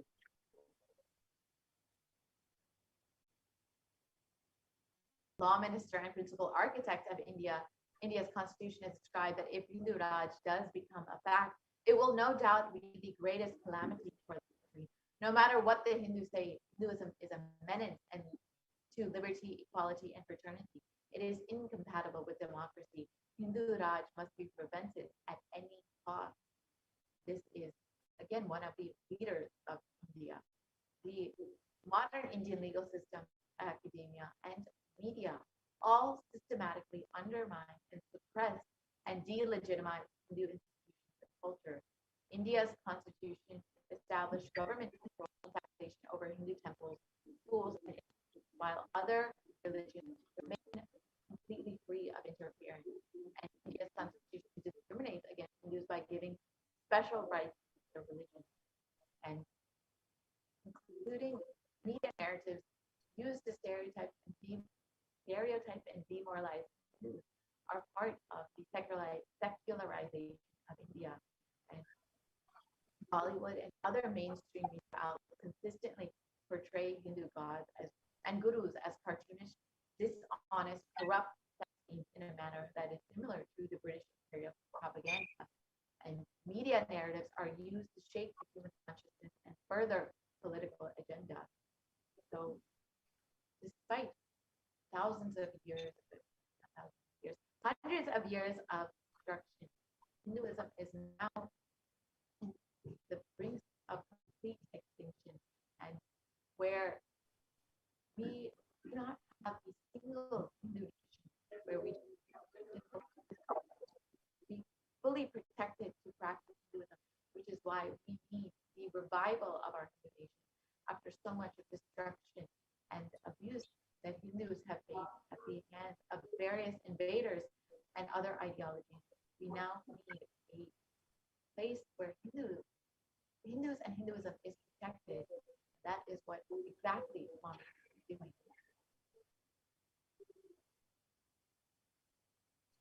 As Devi revealed, this is exactly the responsibility of Hindus to protect Hinduism, to protect Sanatana Hindu Dharma, and to share its great gifts with the world.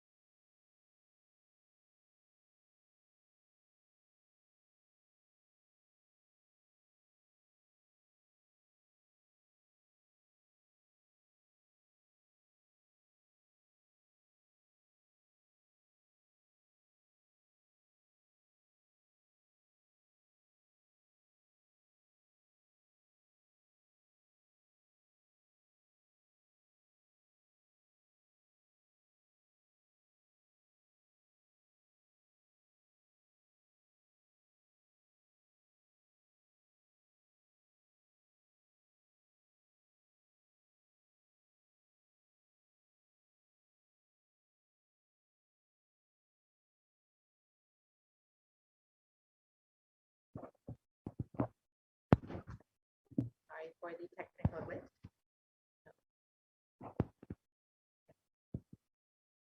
The vision for the Hindu civilization as revealed by the supreme concept of Hinduism is that during the time of the Mahabharata, Hindus had 56 deshas, 200 states, 1,700 samsthanas, and 10,000 sampradayas.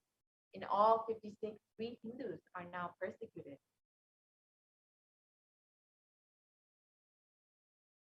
So what is Kailasa?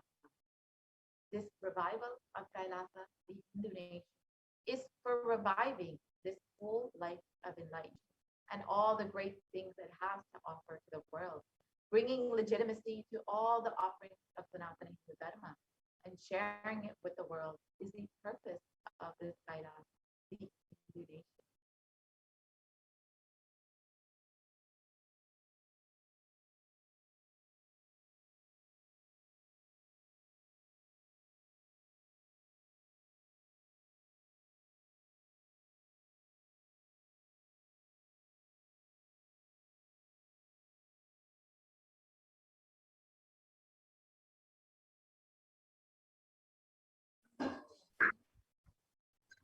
Kailasa is the revival of the cosmic constitution.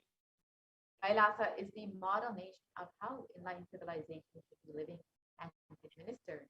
Politics, judiciary, education, economy, everything will be revived as Paramashiva revealed the Vedas, the Sanatana Hindu Dharma scriptures. And being one of the most persecuted civilizations, Hinduism is on the brink of extinction, such that the next generation may know about Hinduism only through history books.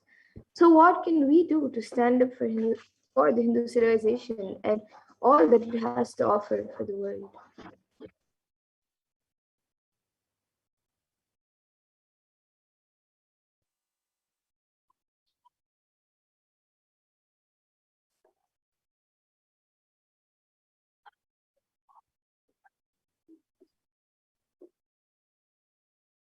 Today, Hinduism is a political orphan.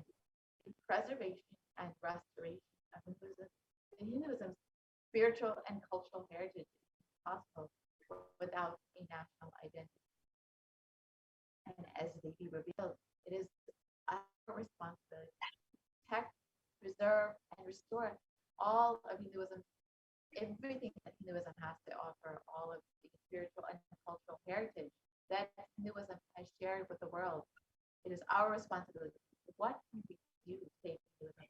Let us reclaim our Hindu identity as they be revealed. It is our responsibility. We were given this Uttamotama birth of Sanatana Hindu birth for the reason that we took the responsibility to protect Hinduism. And because of Maya and delusion, we have forgotten that responsibility that we took. It is now the time to reclaim our Hindu identity.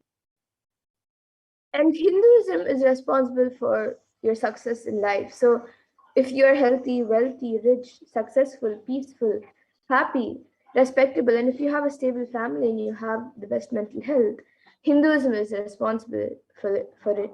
Hindu identity is responsible for it, and the Hindu scriptures are responsible for it. And Hindus are the richest and most successful ethnic community in the world. Hindu scriptures, Hindu lifestyle, our enlightened masters are responsible for this. The doctrines are responsible for this. And the article published in the Hindustan Times has reported that Hindus are the most educated religious group in the US according to the study report.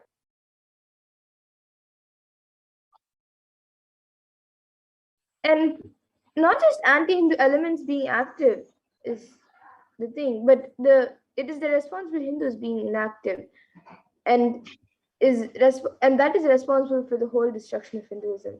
So let us now take responsibility for Hinduism and let all the Hindus all over the world reclaim our Hindu identity. As they be revealed, it is the responsibility of Hindus to continuously protect Hinduism and share its greatness with the world. So let us understand a little bit more about the responsibility as Devi has revealed that we've been given this Uttamotama birth, the best of the best birth of 84 lakh birth.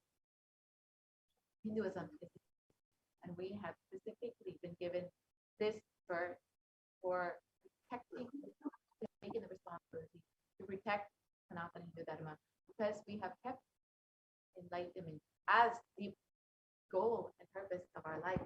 It is the responsibility of Hindus to revive this enlightened civilization again and again, and give all the gifts of the enlightened civilization to humanity. The revival of the enlightened civilization, the Kailasa, the Hindu nation, is the survival need of humanity.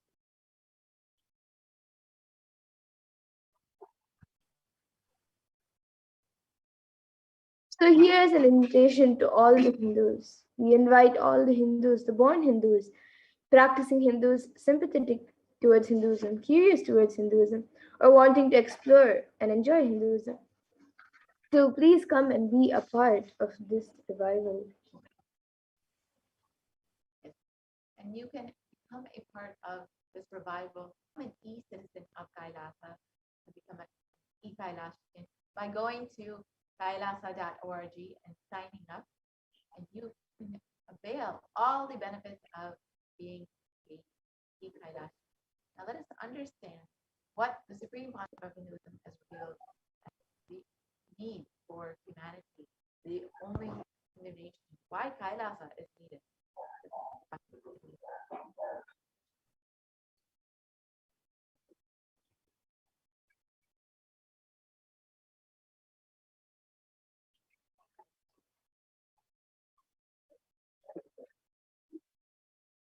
Contribution. Hinduism, Veda Agamas have great things to contribute to the world. Like the great power manifestation science, the ancient culture and arts, the ancient lifestyle truths, the ancient medical practices and medicinal knowledge, the ancient indigenous cultural heritage and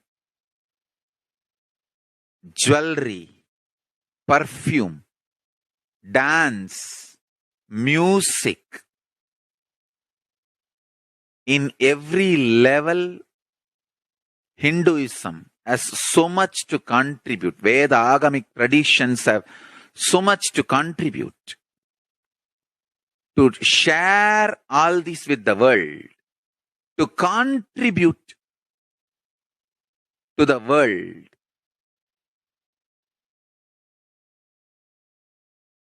Hindus need to tell the world what they are contributing in every level.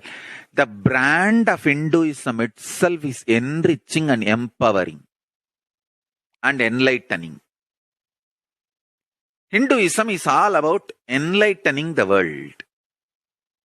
Empowering, enlightening, enriching the world. Contributing.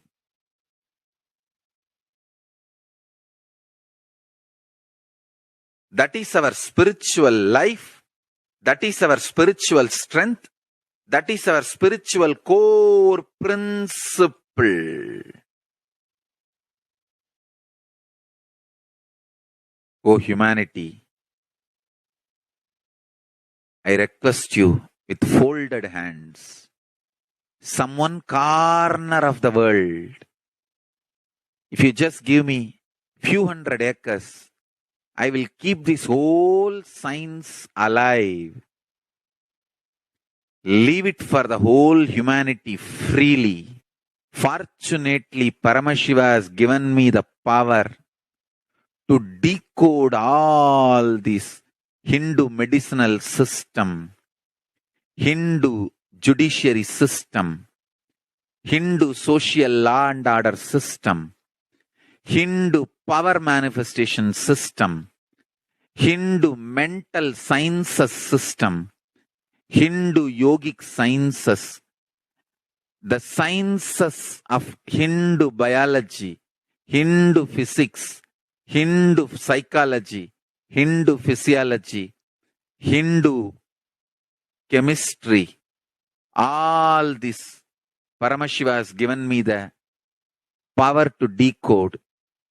Whatever the remaining scriptures are available with the humanity, Paramashiva has blessed me, and I have collected.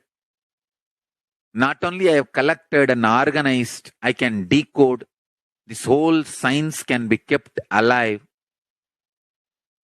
in any one corner of the world. Just few hundred acres are given for me to live peacefully and exist peacefully. I can store this whole thing alive and contribute it to humanity. Can become better and better and better. I can make the planet Earth so much better place to live. I am here to contribute, and I will continue to contribute.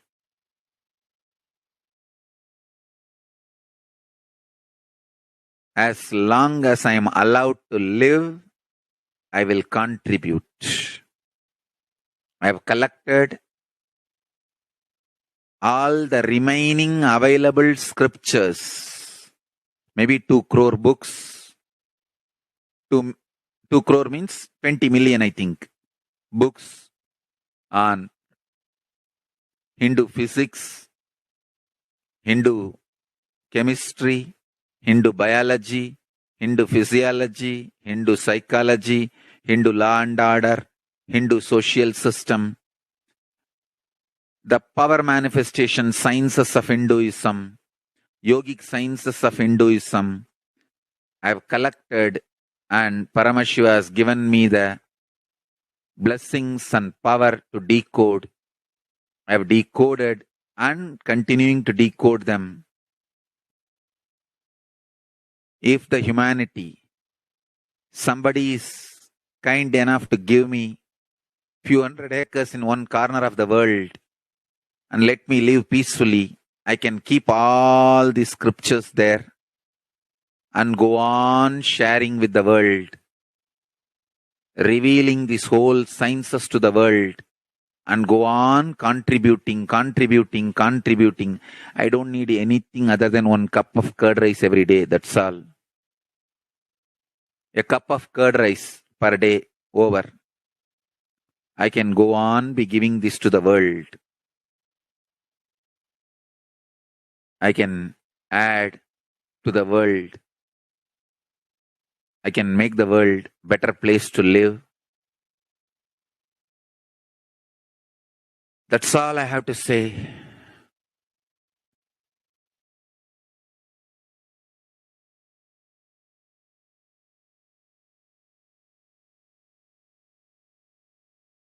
Thousands of medicines are described detail in ancient Siddha and Ayurvedic scriptures. Paramashiva has given me the power to decode them, read them, and properly translate and map them to the modern day human language. And I am ready to work 20 hours a day. I just need few hundred acres where I can sit peacefully and keep this library, run a Gurukul where thousands of people can learn this and share it with the world. Understand?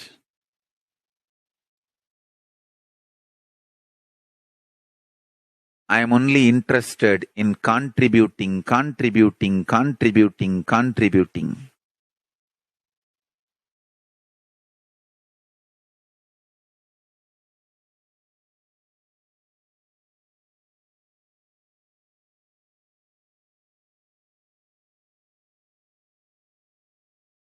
If we can decode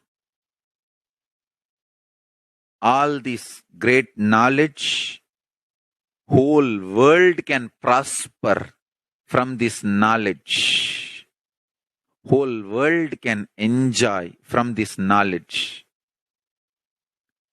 If I prosper, I will only create a university. I will not create anything else. If the Hindus prosper, they will only create education institutions. Because Hinduism is all about giving, contributing. If I prosper, I'll create university, that's all. Kailasa is all to decode the ancient sciences and share with the world. Understand?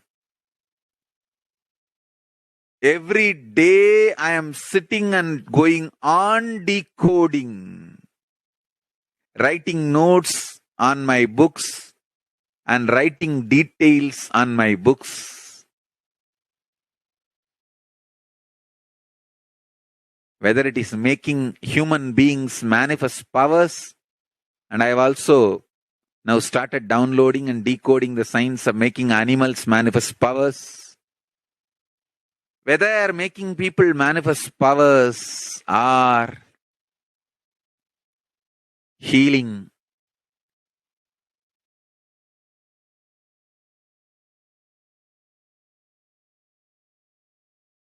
in every level, life is all about contribution, contribution, contribution.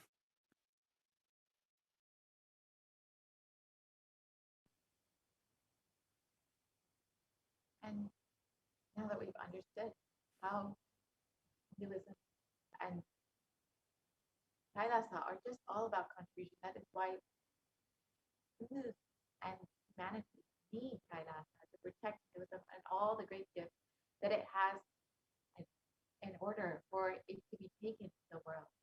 It is only Kailasa that can protect all the great gifts of Hinduism. As Devi Parashakti has revealed, it is the responsibility of Hindus to do this.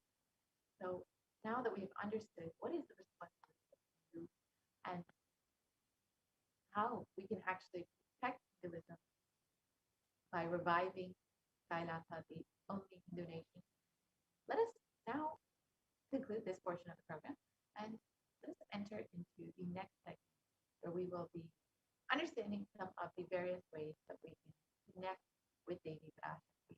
As all of us know, Devi has been continuously guiding us and blessing us and keeping us through, healing us, and just been holding our hand at when we needed her most. And if you are just overflowing gratitude for Devi Parashakti, the divine cosmic mother, you are welcome to stay tuned for this next segment where you will understand some of the ways that we can connect with Devi Parashakti more deeply through the various offerings that we can make Devi.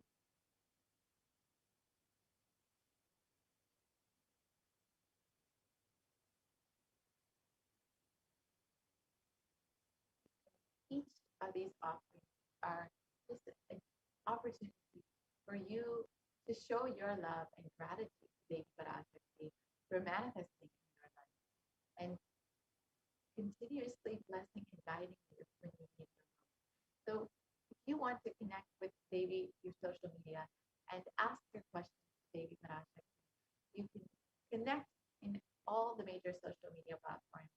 On YouTube, you can go ahead and follow Kailasa's HDH Nithyananda YouTube channel and join as a member of Kailasa's HDH Nithyananda YouTube channel. And during the live Parashakti Akash reading, you can ask your questions in the comment section of the live video.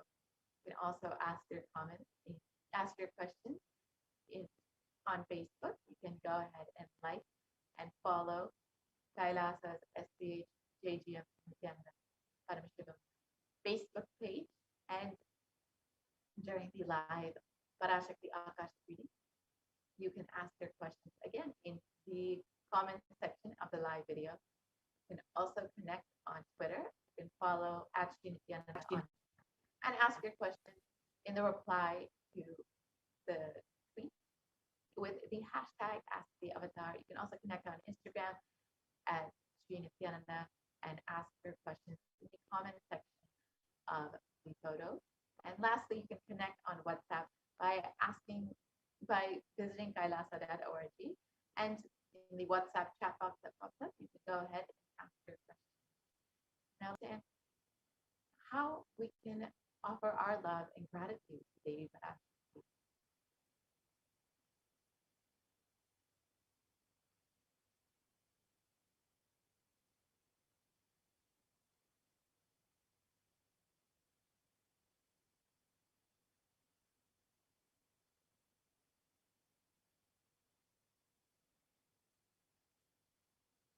So an offering is a giving of a divine gift of pure love, devotion, and oneness, and it consists of two parts, the giving and the accepting.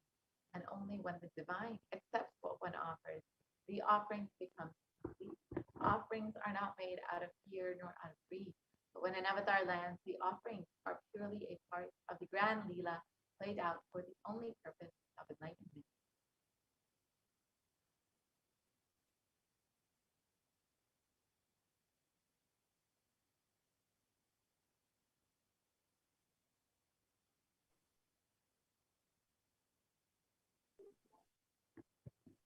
Nithyananda. Yes, and today as we get ready to receive Devi Parashakti with our favorite offerings, our favorite gifts of gratitude for Devi Parashakti, let us see this Dhyana Shloka which comes from the Mula Agama, Manonmani Dhyana, which describes the grace and beauty of Devi Parashakti. So this verse describes इन्दुनिभवेदकरवह्निनयनं स्यात् पङ्कजवराभयजपाक्षरसरयुक्तम् अङ्गहिमभूषणविचित्रवसनं स्यात् तुङ्गमकुटोज्ज्वलमनोन्मणिस्वरूपम्. And the meaning of the verse, it says, moon-like face holding Veda books on hand, fire in eyes with lotus flower, gracing and blessing hands, and one hand with japamala, beautifully decorated with jeweled ornaments in wonderful clothes and shining crown. Her name is Manonmani.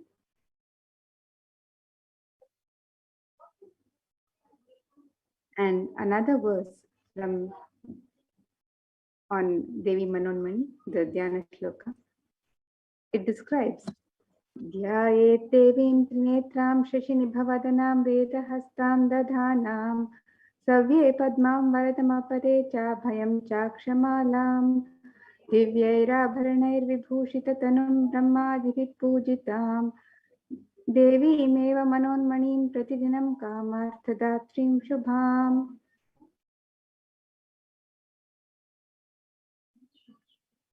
And the meaning of this verse, it says, I am glowing like a moon and holding the Veda, lotus and gracing with blessing and gracing hands. She is wearing beautiful ornaments. She is worshipped by Brahma and other many gods and showers auspicious boons for all actions every day. And in the Hindu tradition, it is the custom to offer the divine element of gold,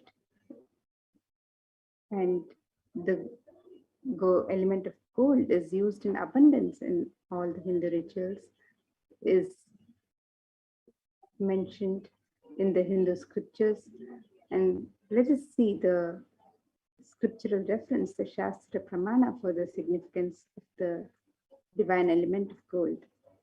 This verse from the Atharva Veda describes Tredajatam janmanidam hiranyam agnirekam priyatamam babhuva somasyaikyam insitasya parapatata apamekam veda samreta ahutatte hiranyam trividastvavai vishe. The translation, triply born by birth, is this gold. From the atoms of Agni is one. It becomes dearest to Agni. One fell away from the Soma when it was hurt. One they call the seed of virtuous and powerful Apa, the watery molecules. Let that triple gold be for your long life. The gold is a divine element. It purifies anything it touches. It is an element of great spiritual significance and spiritual power of healing and enlightening. The vibration of gold has the power to infuse sattva energy and positive thought currents in anyone who wears and in anyone who operates in its vicinity.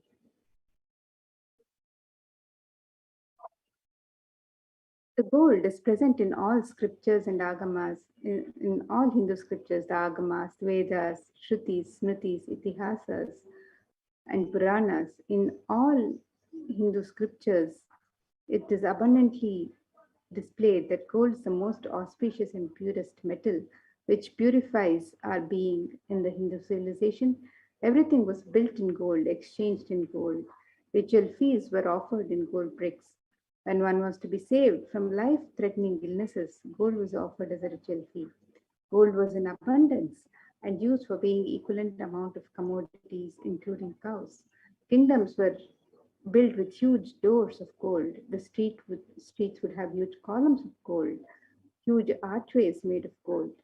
Horses and cows were even dressed in gold.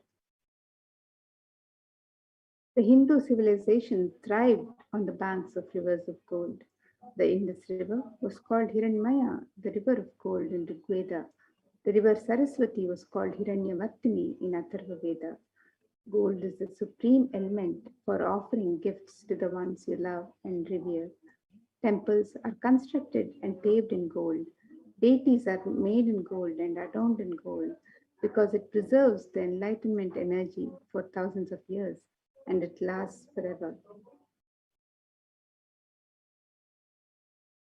So today, you can make all of your offerings, your gift of love and devotion to Devi Parashakti through the website www.kailasamailer.com/seva. So the first offering is the offering of the e-hundi.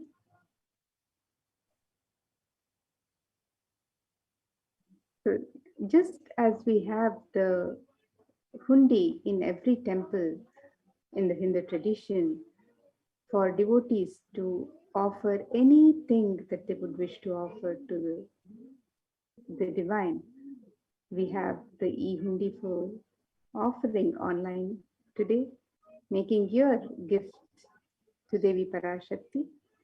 And Devi is described as the one who is fond of true devotion. So let us see this verse on Devi Parashakti.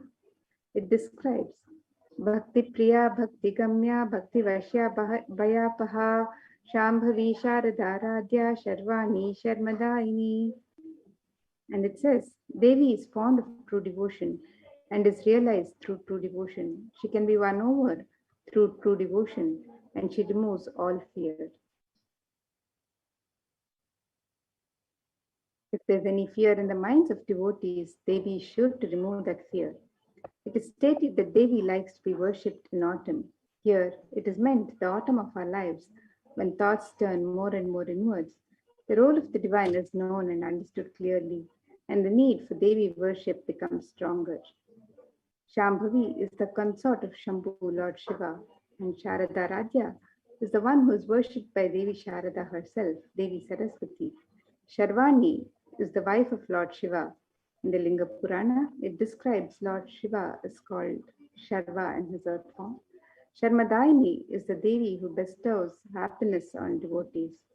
So you can offer gratitude, love and devotion to Devi Parashakti through the offerings of the e-hundi, and your name is chanted during the puja to Devi Parashakti as well.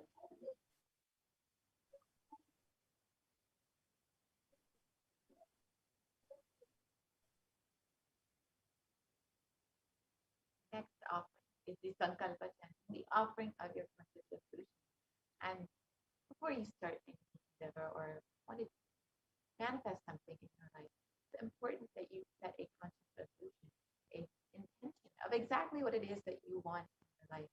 I mean, when you offer the Sankalpa, your conscious resolution, at the feet of Devi Parashakti, you will be blessed with the overflowing energy of Devi herself to manifest exactly what it is you want. And in the Devi Mahatmya, it describes that the goddess intends this universe and she herself gives birth this universe. That goddess being prayed without interest in anything gives that knowledge that leads to salvation and gives wealth in the materialistic sense.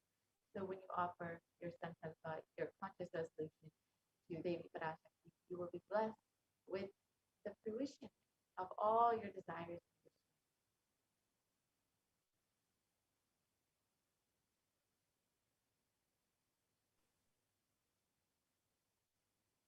And the next offering to Devi Parashakti is the offering of the Sahasranama Swarna Kasva.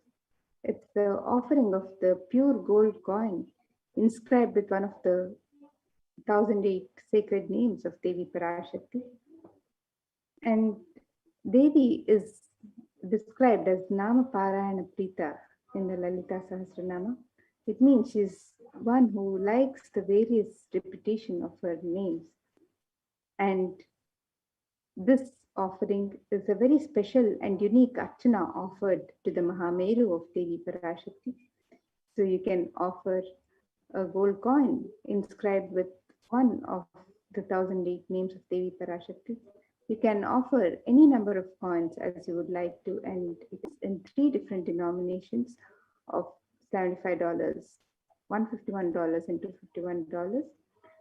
And when you make this offering of the Sahasranama Swarnakasu inscribed with the sacred name of Devi Parashakti herself, you receive the blessings of Devi Parashakti to invite the Ananta Kalyana Gunas, the divine qualities of Devi Parashakti. So you can make this offering on the website www.kailasamela.com/sevas. Next offering is the Mukta Anguti, finger ring with a pearl.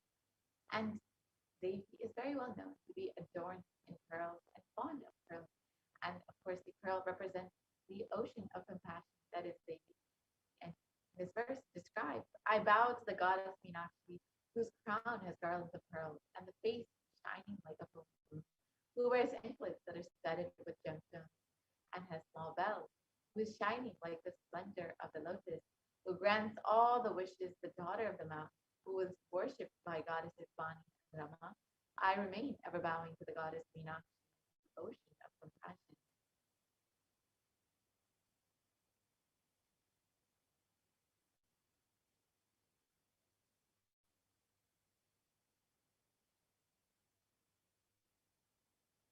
So when you offer this Mukta Anguti to Devi Parashakti, you will be showered with the overflowing compassion and pure love of Devi in all of your business endeavors.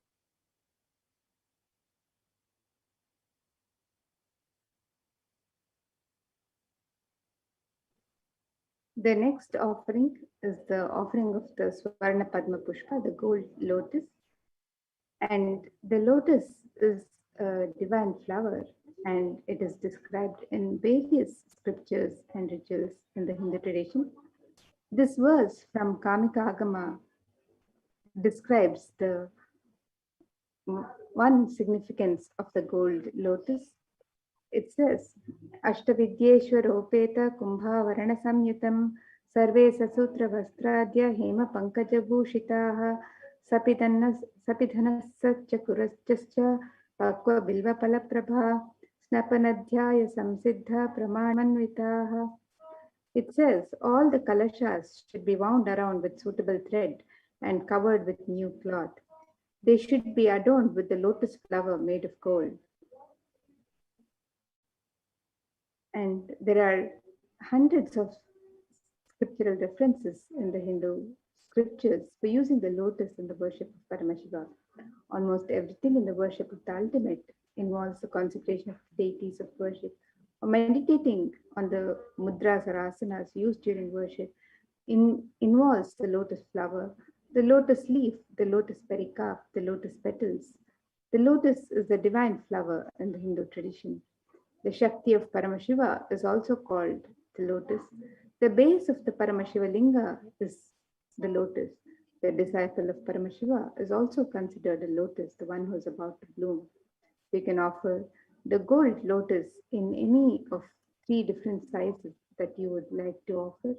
and be blessed to have the state, space, powers, and being of Devi Parashakti herself in your inner space amidst any and every adverse situations in life.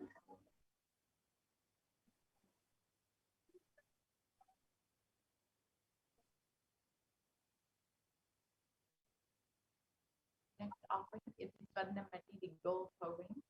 And in this verse, it describes the power of Devi's very toenail. You whose brightness from the toenail destroys the darkness of your devotee who prostrate at your feet. You whose brightness from your 2 feet overpower that of the lotus flower.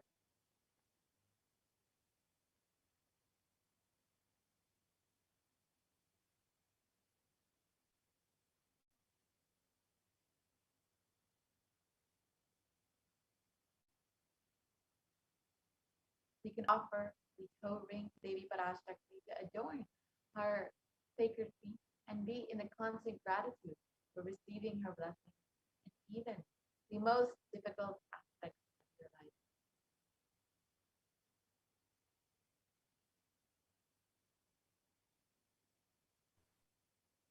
And the next offering to Devi Parashakti is the Swarna Mangtika, the offering of the gold hairline jewelry.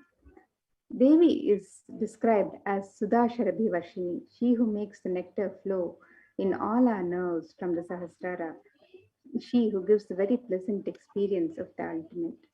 The Mangtika, the hairline jewelry, represents the overflowing nectar from the Sahasrara, which is fully opened with the sacred sentiment of gratitude.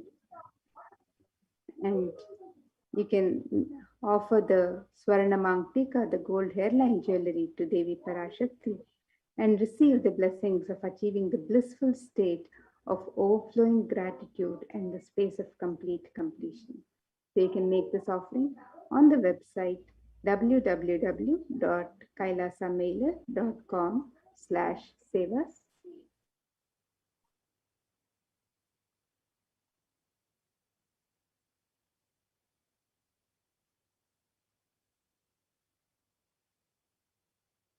Next offering is the Pratikshapada Puja, the most favorite offering of all the devotees disciples.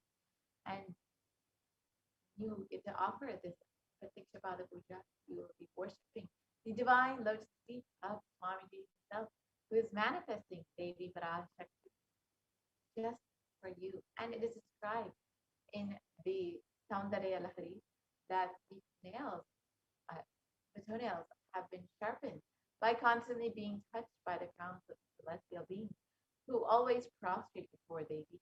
Tamogana is darkness, and in this stotram, tamas is indicative of the ignorance in the minds of devotees, and by constantly prostrating before Devi, their ignorance is removed and they attain knowledge.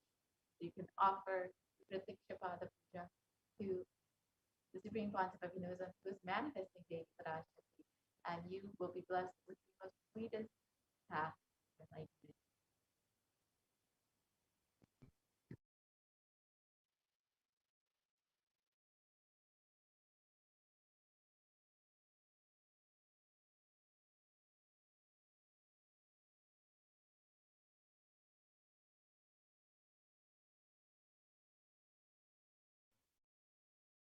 And the next offering, Devi Parashakti, is the Vastra Seva, the offering of the sacred cloth. And this offering can be made to Devi Parashakti as a deep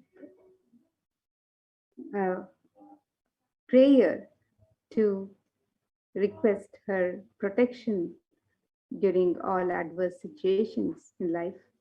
The Vastra Seva is traditionally offered as a gratitude for the protection that the divine offers us at all times. So you can make this offering and be blessed with all the auspiciousness and blessings of Devi Parashakti and of the Supreme Pontiff of Hinduism, Jagadguru Mahasannidhanam, His Divine Holiness, Bhagwan Sri Nithyananda Paramashivam. This offering can also be made on the website www.kailasamailer.com/sevas.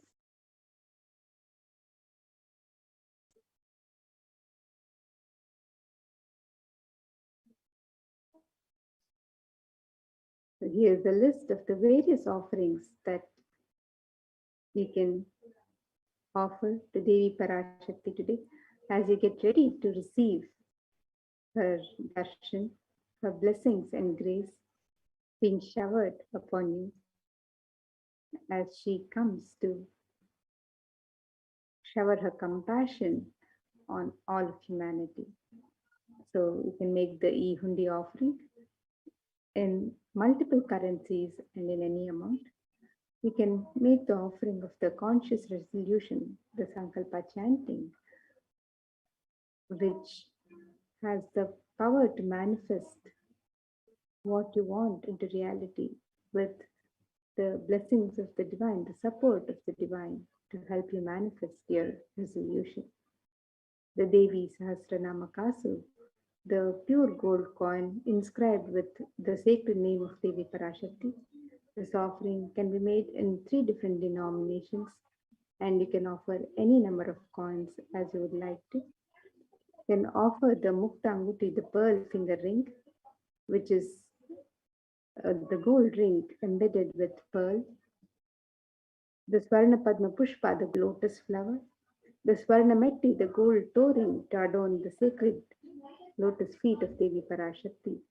The Swarna Mangtika, the gold hairline jewelry representing the overflowing nectar from the Sahasrara with the sacred sentiment of gratitude.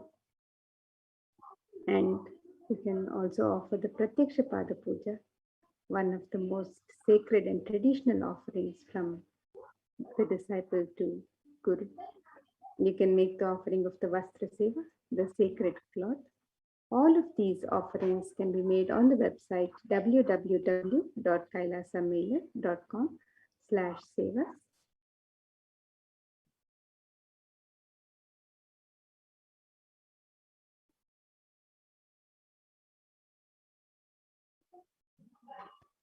So here is the website www.kailasamailer.com/sevas, and all of the offerings on the website here, where you can make an intention to offer on step 1.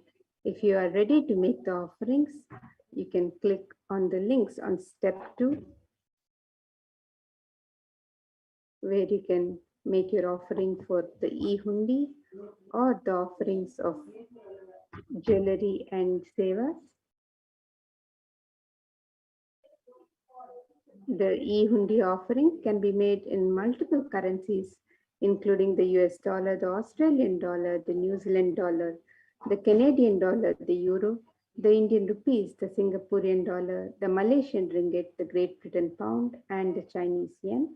And you can make the offering in any amount of your choice. And you can also make the offering of the jewelry to adorn Devi Parashakti or the sevas on this website, where you have the Devi Sahasranama Kasu, the Mukta, the Swarna Metti, the Swarna Mangtika, the Pratyaksha Pada Puja, the Vastra Seva, the Conscious Resolution, and various other offerings that you can offer to Devi Parashakti on this website. So you can make a note of the website www.kailasamailer.com/sevas.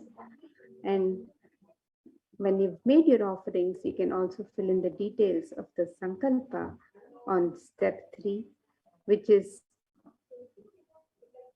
the prayer request with your name and the names of your family members. And every devotee is blessed with their names chanted during the pujas and archanas offered to Devi Parashakti. When you fill out some Sankalpa details, your names are read during the archanas and pujas to Devi Parashakti, and your Sankalpa is offered to Devi Parashakti. So all of these traditional offerings can be made on the website www.kailasamailer.com/sevas. Additionally, if you would like to be a e-Kailasian, become an e-Kailasian, and post your questions and prayers to Devi Parashakti on the live YouTube chat.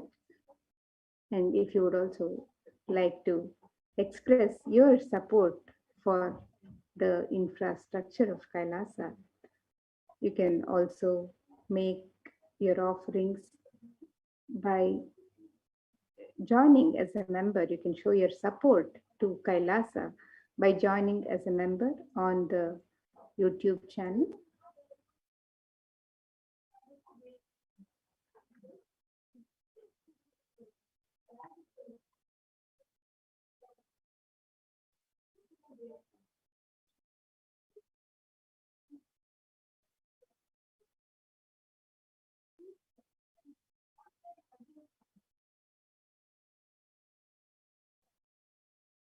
So you can see this website, the YouTube channel, Kailasa's HDH Nithyananda YouTube channel, the official channel of Kailasa.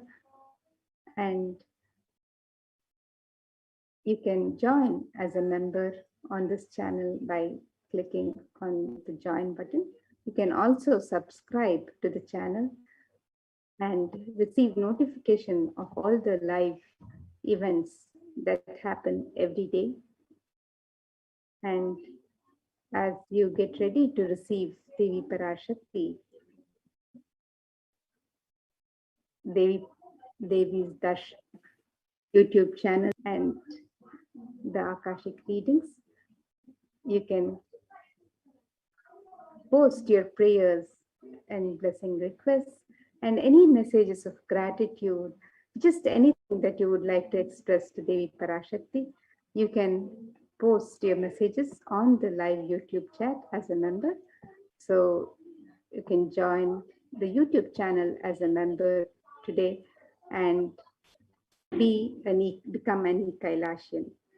So with that, now we'll be moving to the next segment of this program, where we'll be learning more about the various facilities being made available for the well-being of all of humanity as per the guidance of Devi Parashakti and the Supreme Pontiff of Hinduism through the various de facto spiritual embassies of Kailasa. So as we get ready for the next segment and prepare to receive Devi Parashakti for her darshan, we can get ready to receive her with all of these traditional gifts and offerings where we express our personal love, devotion, gratitude, our sacred sentiments, and get ready to receive Devi Parashakti. It is your personal conversation with her as you prepare the traditional gifts, the traditional naivedyam, the traditional offerings, as well as receiving Parashakti the traditional way, even with the Guru Dakshina, with the Dakshina and the Tambulam, just the offering of the traditional Tambulam and Dakshina, the offering of any traditional gifts.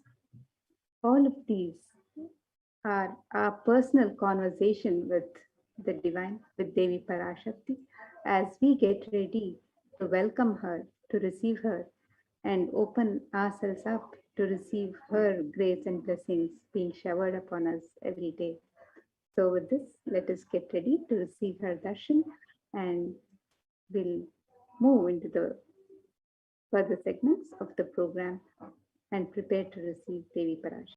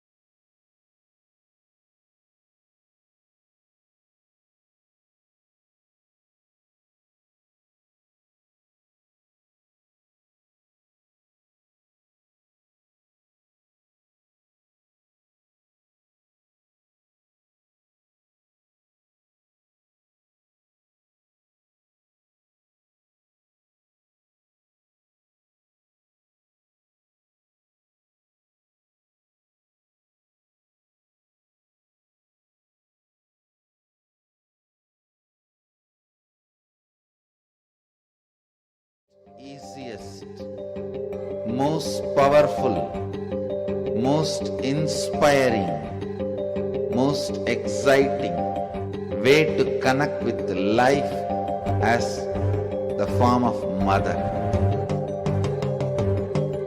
Navaratri is the time to connect with Cosmos as mother. Celebrate Cosmic Mother.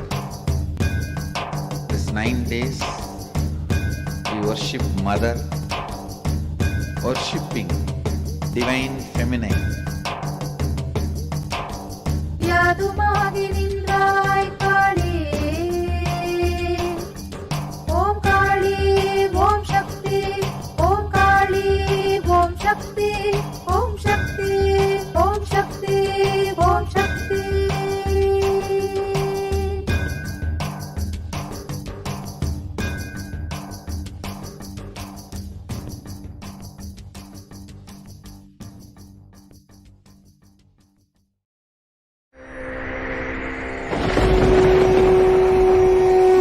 Ultimate divine descends in human body and expresses its extraordinary powers and experiences playfully.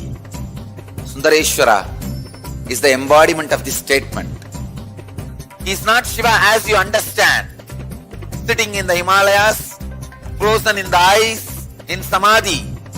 Sundareshwara is an artist with tremendous heart, ready to listen to human sufferings, ready to bend for human emotions. The one and only thing you need to obtain His grace is simple feeling connection. That's all. He bends for anybody, to any level.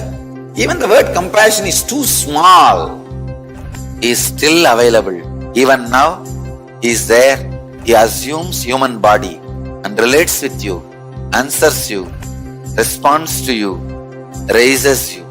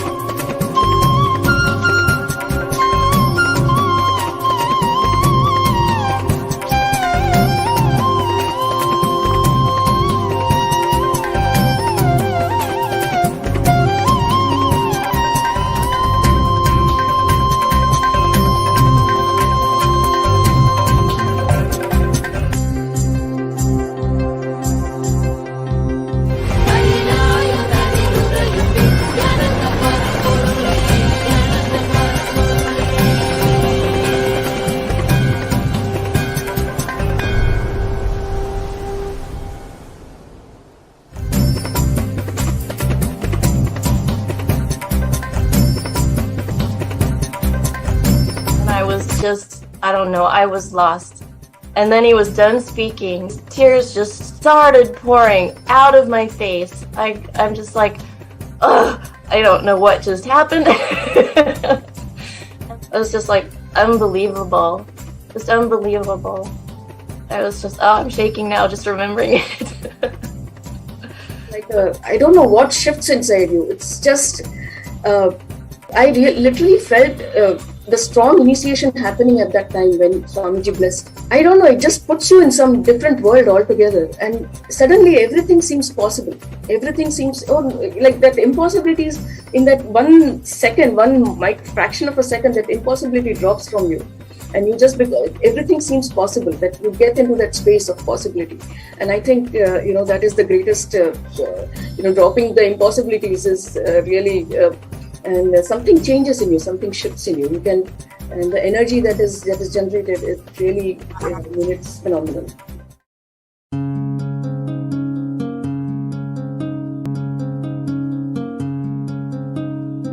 There are some gods, 9 unknown gods. The moment you call, they will be there. Venkateshwara, Balaji. I tell you, people give so much for Venkateshwara because he does the job. He's the 9 unknown god. There's a village folk story where Venkateshwara borrows from Kubera for his marriage and he's still paying the debt. Venkateshwara takes the responsibility of reserved to reserve. This whole story, beautiful story of Venkateshwara is an amazing concept. He is making Yaksha into Lakshmi. He is making the reserve to reserve. It's an amazing truth.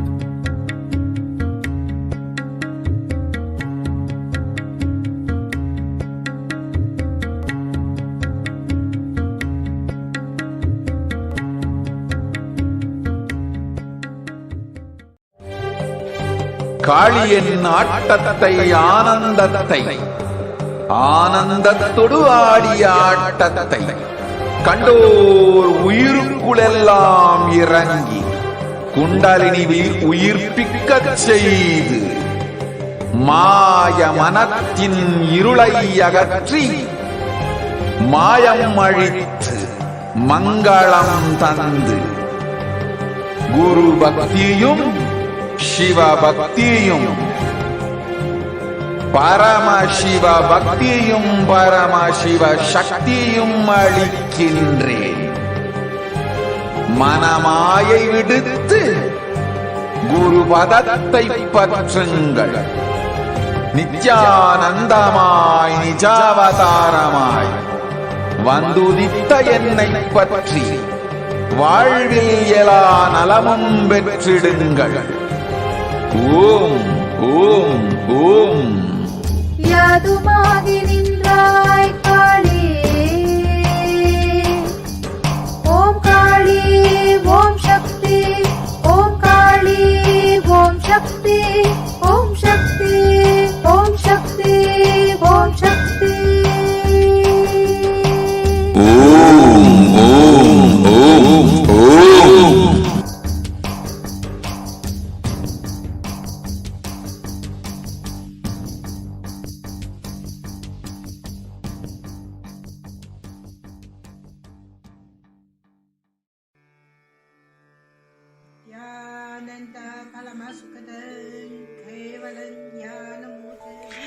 Here is the Australia Kailasa.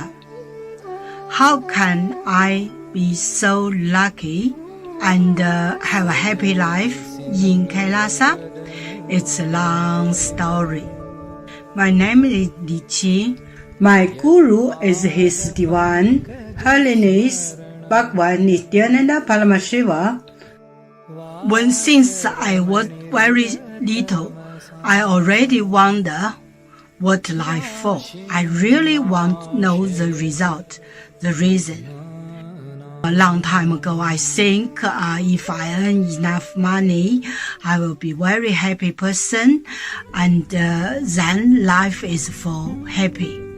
I tried to earn money, and then I really rich, but money didn't give me happy. Then I tried to get the happy life in romantic love. Then the really romantic love take me go lots of place. Too many stories during this time.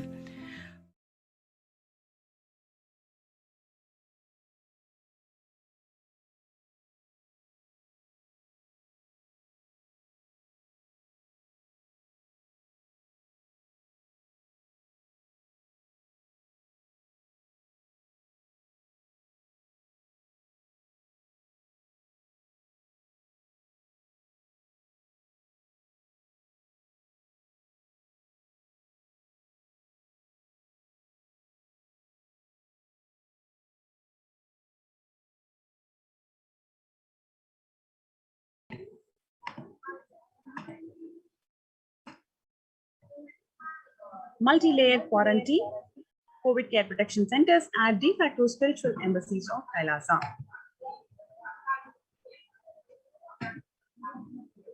Today, people around the world are trying to grapple with the grim reality that the pandemic is far from over. The aftermath of the current calamities promises to be much more devastating. The greatest economies of the world are facing disastrous future. Countries are facing off each other in deep mistrust. The World Health Organization makes big statement about Delta variant of COVID-19, and they say that less than 1% of alpha, beta, and gamma variants are currently circulating. It is really predominantly the Delta variant around the world which is causing the havoc. The COVID pandemic has now killed more Americans than 1918-19 influenza pandemic could do it. For example, in 1918-19 influenza flu infected about 25% of Americans and killed an estimate of 0.65% of them, coming to 675,000 deaths. The COVID-19 has infected more than 12% of Americans and killed about 0.2% of them with 676,000 deaths. Now, the US death toll from COVID-19 has surpassed 676,000 people. The coronavirus pandemic has killed more Americans than what the influenza flu could do. People with alpha variant exhales 100 times more virus into the air than the original COVID strain, says a study from University of Maryland, where it says that the need for better ventilation and tight-fitting masks is extremely essential to contain the widespread vaccination, in addition to widespread vaccination to contain the virus.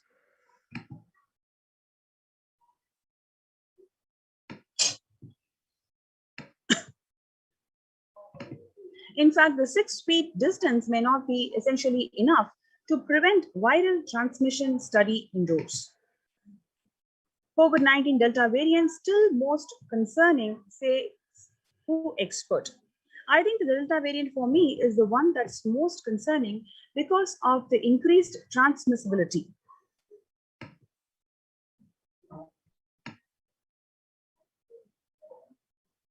In a country of our size, you can't be hanging around and having 100,000 infections a day. You have to get well before 10,000 you start feeling comfortable. Right now, we are still in the pandemic mode because we have about 160,000 new infections a day. This is from the Chief Medical Advisor of the United States, and he says that that's not even modestly a good control. The US has reported 40 million cases of COVID-19 since the outbreak of the virus, with over 4 million infections adding up in the past few weeks. Here you can also clearly see the COVID-19 has made the world less peaceful, whether it is in terms of ongoing conflict or the safety and security. The younger adults are more likely to report the symptoms of anxiety and disorder, the depressive disorder, during the COVID-19 pandemic. Especially the ages from 18 to 24, they have experienced, about 56% of them have experienced anxiousness and depressive disorders. If you compare the average share of adults reporting the symptoms of anxiety disorder or a depressive disorder between the years 2019 and 2021, which is before the onset of COVID and after the onset of COVID, you can clearly see there is a threefold increase in the percentage. So in 2019, it is only 11% average share of the adults reported the anxiety disorder, whereas in 2021, it's about 41.1%.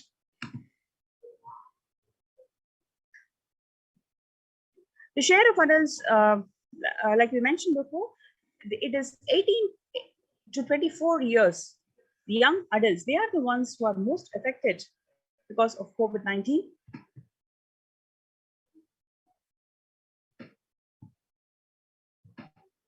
Nearly 8 in 10 people say that the coronavirus pandemic is a significant source of stress in life. Nearly 7 in 10 people say that they have experienced increased stress over the course of the pandemic. More than 60,000 US healthcare workers have contracted COVID-19 and 300 of them have died. An estimated 300 to 400 physicians die by suicide every year. Of the health workers who treated patients during China's COVID-19 outbreak, 50% showed signs of depression and 45% of them showed signs of anxiety.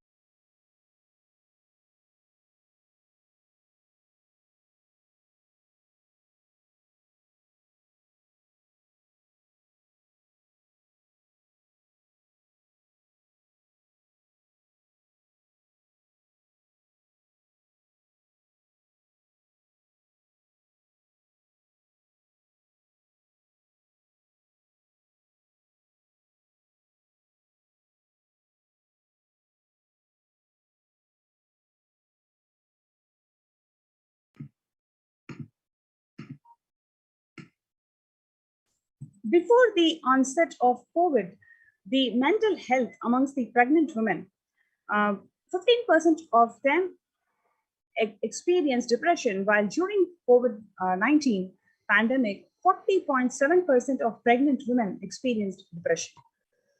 Similarly, 29% of them experienced anxiousness before COVID-19, and during the pandemic, it is 72% of the pregnant women are experiencing anxiousness. 8 in 10 students are struggling with focus on school or work and avoiding distractions. 55% of all these students do not know where to go for help, especially in terms of getting help for their mental health. Nearly 70% of women who have experienced these symptoms are concerned about their career growth may be limited as a result of this ongoing pandemic. The pandemic is also expected to plunge most countries into recession in 2020, with a per capita income contracting in the largest fraction of countries globally since 1870.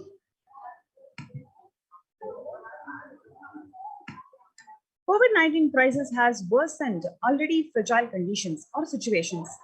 The International Labour Organization is more aware than ever of its responsibility to promote peace and resilience in the time of their global pandemic. A little over 25% of healthcare workers were infected with coronavirus despite getting fully vaccinated. A recent study has revealed that, giving an insight on the breakthrough infections due to Delta variant, the study jointly conducted by the Institute of Genomics and Integrative Biology found that the vaccination breakthroughs were far more common during the Delta outbreak in Delhi than previously reported.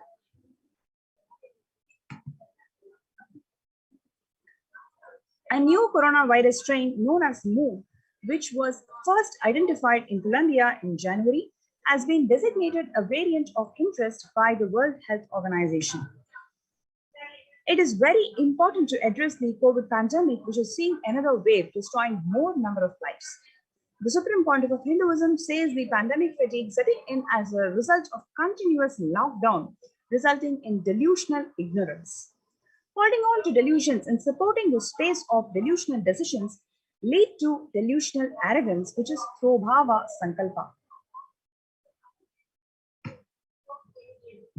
Continuous lockdown leads to delusional thoughts like, so what if I die? It's okay. I can't live forever in this lockdown.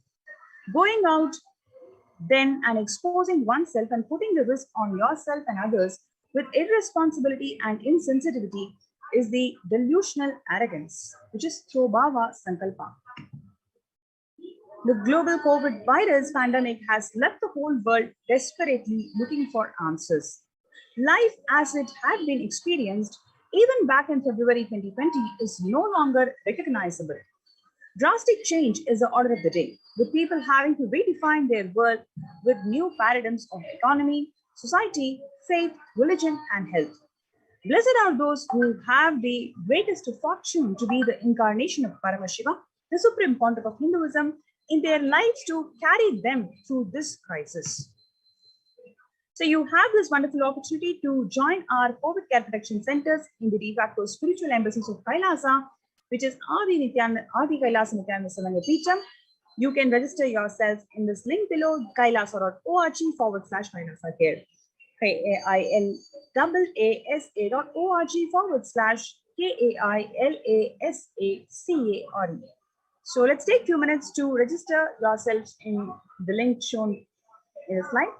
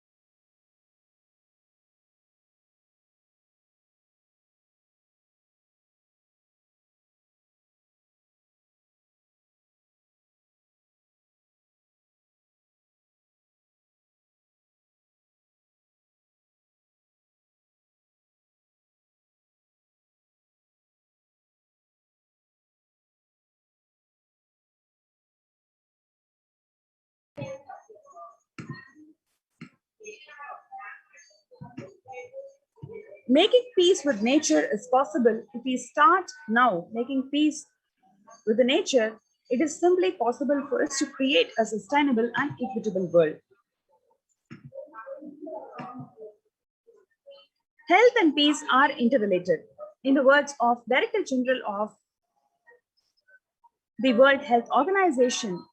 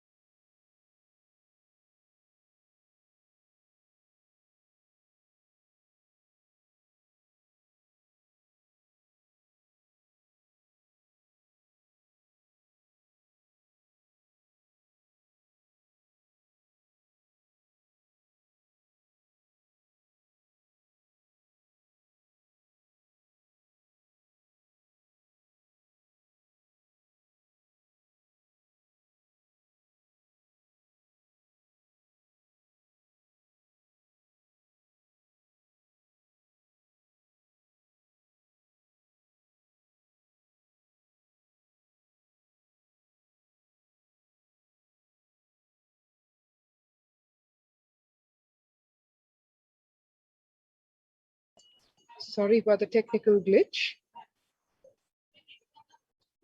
Making peace with nature is possible if we start now making peace with nature right now. Even amid a pandemic, 2021 can go down as the year we made peace with nature and set the planet to healing.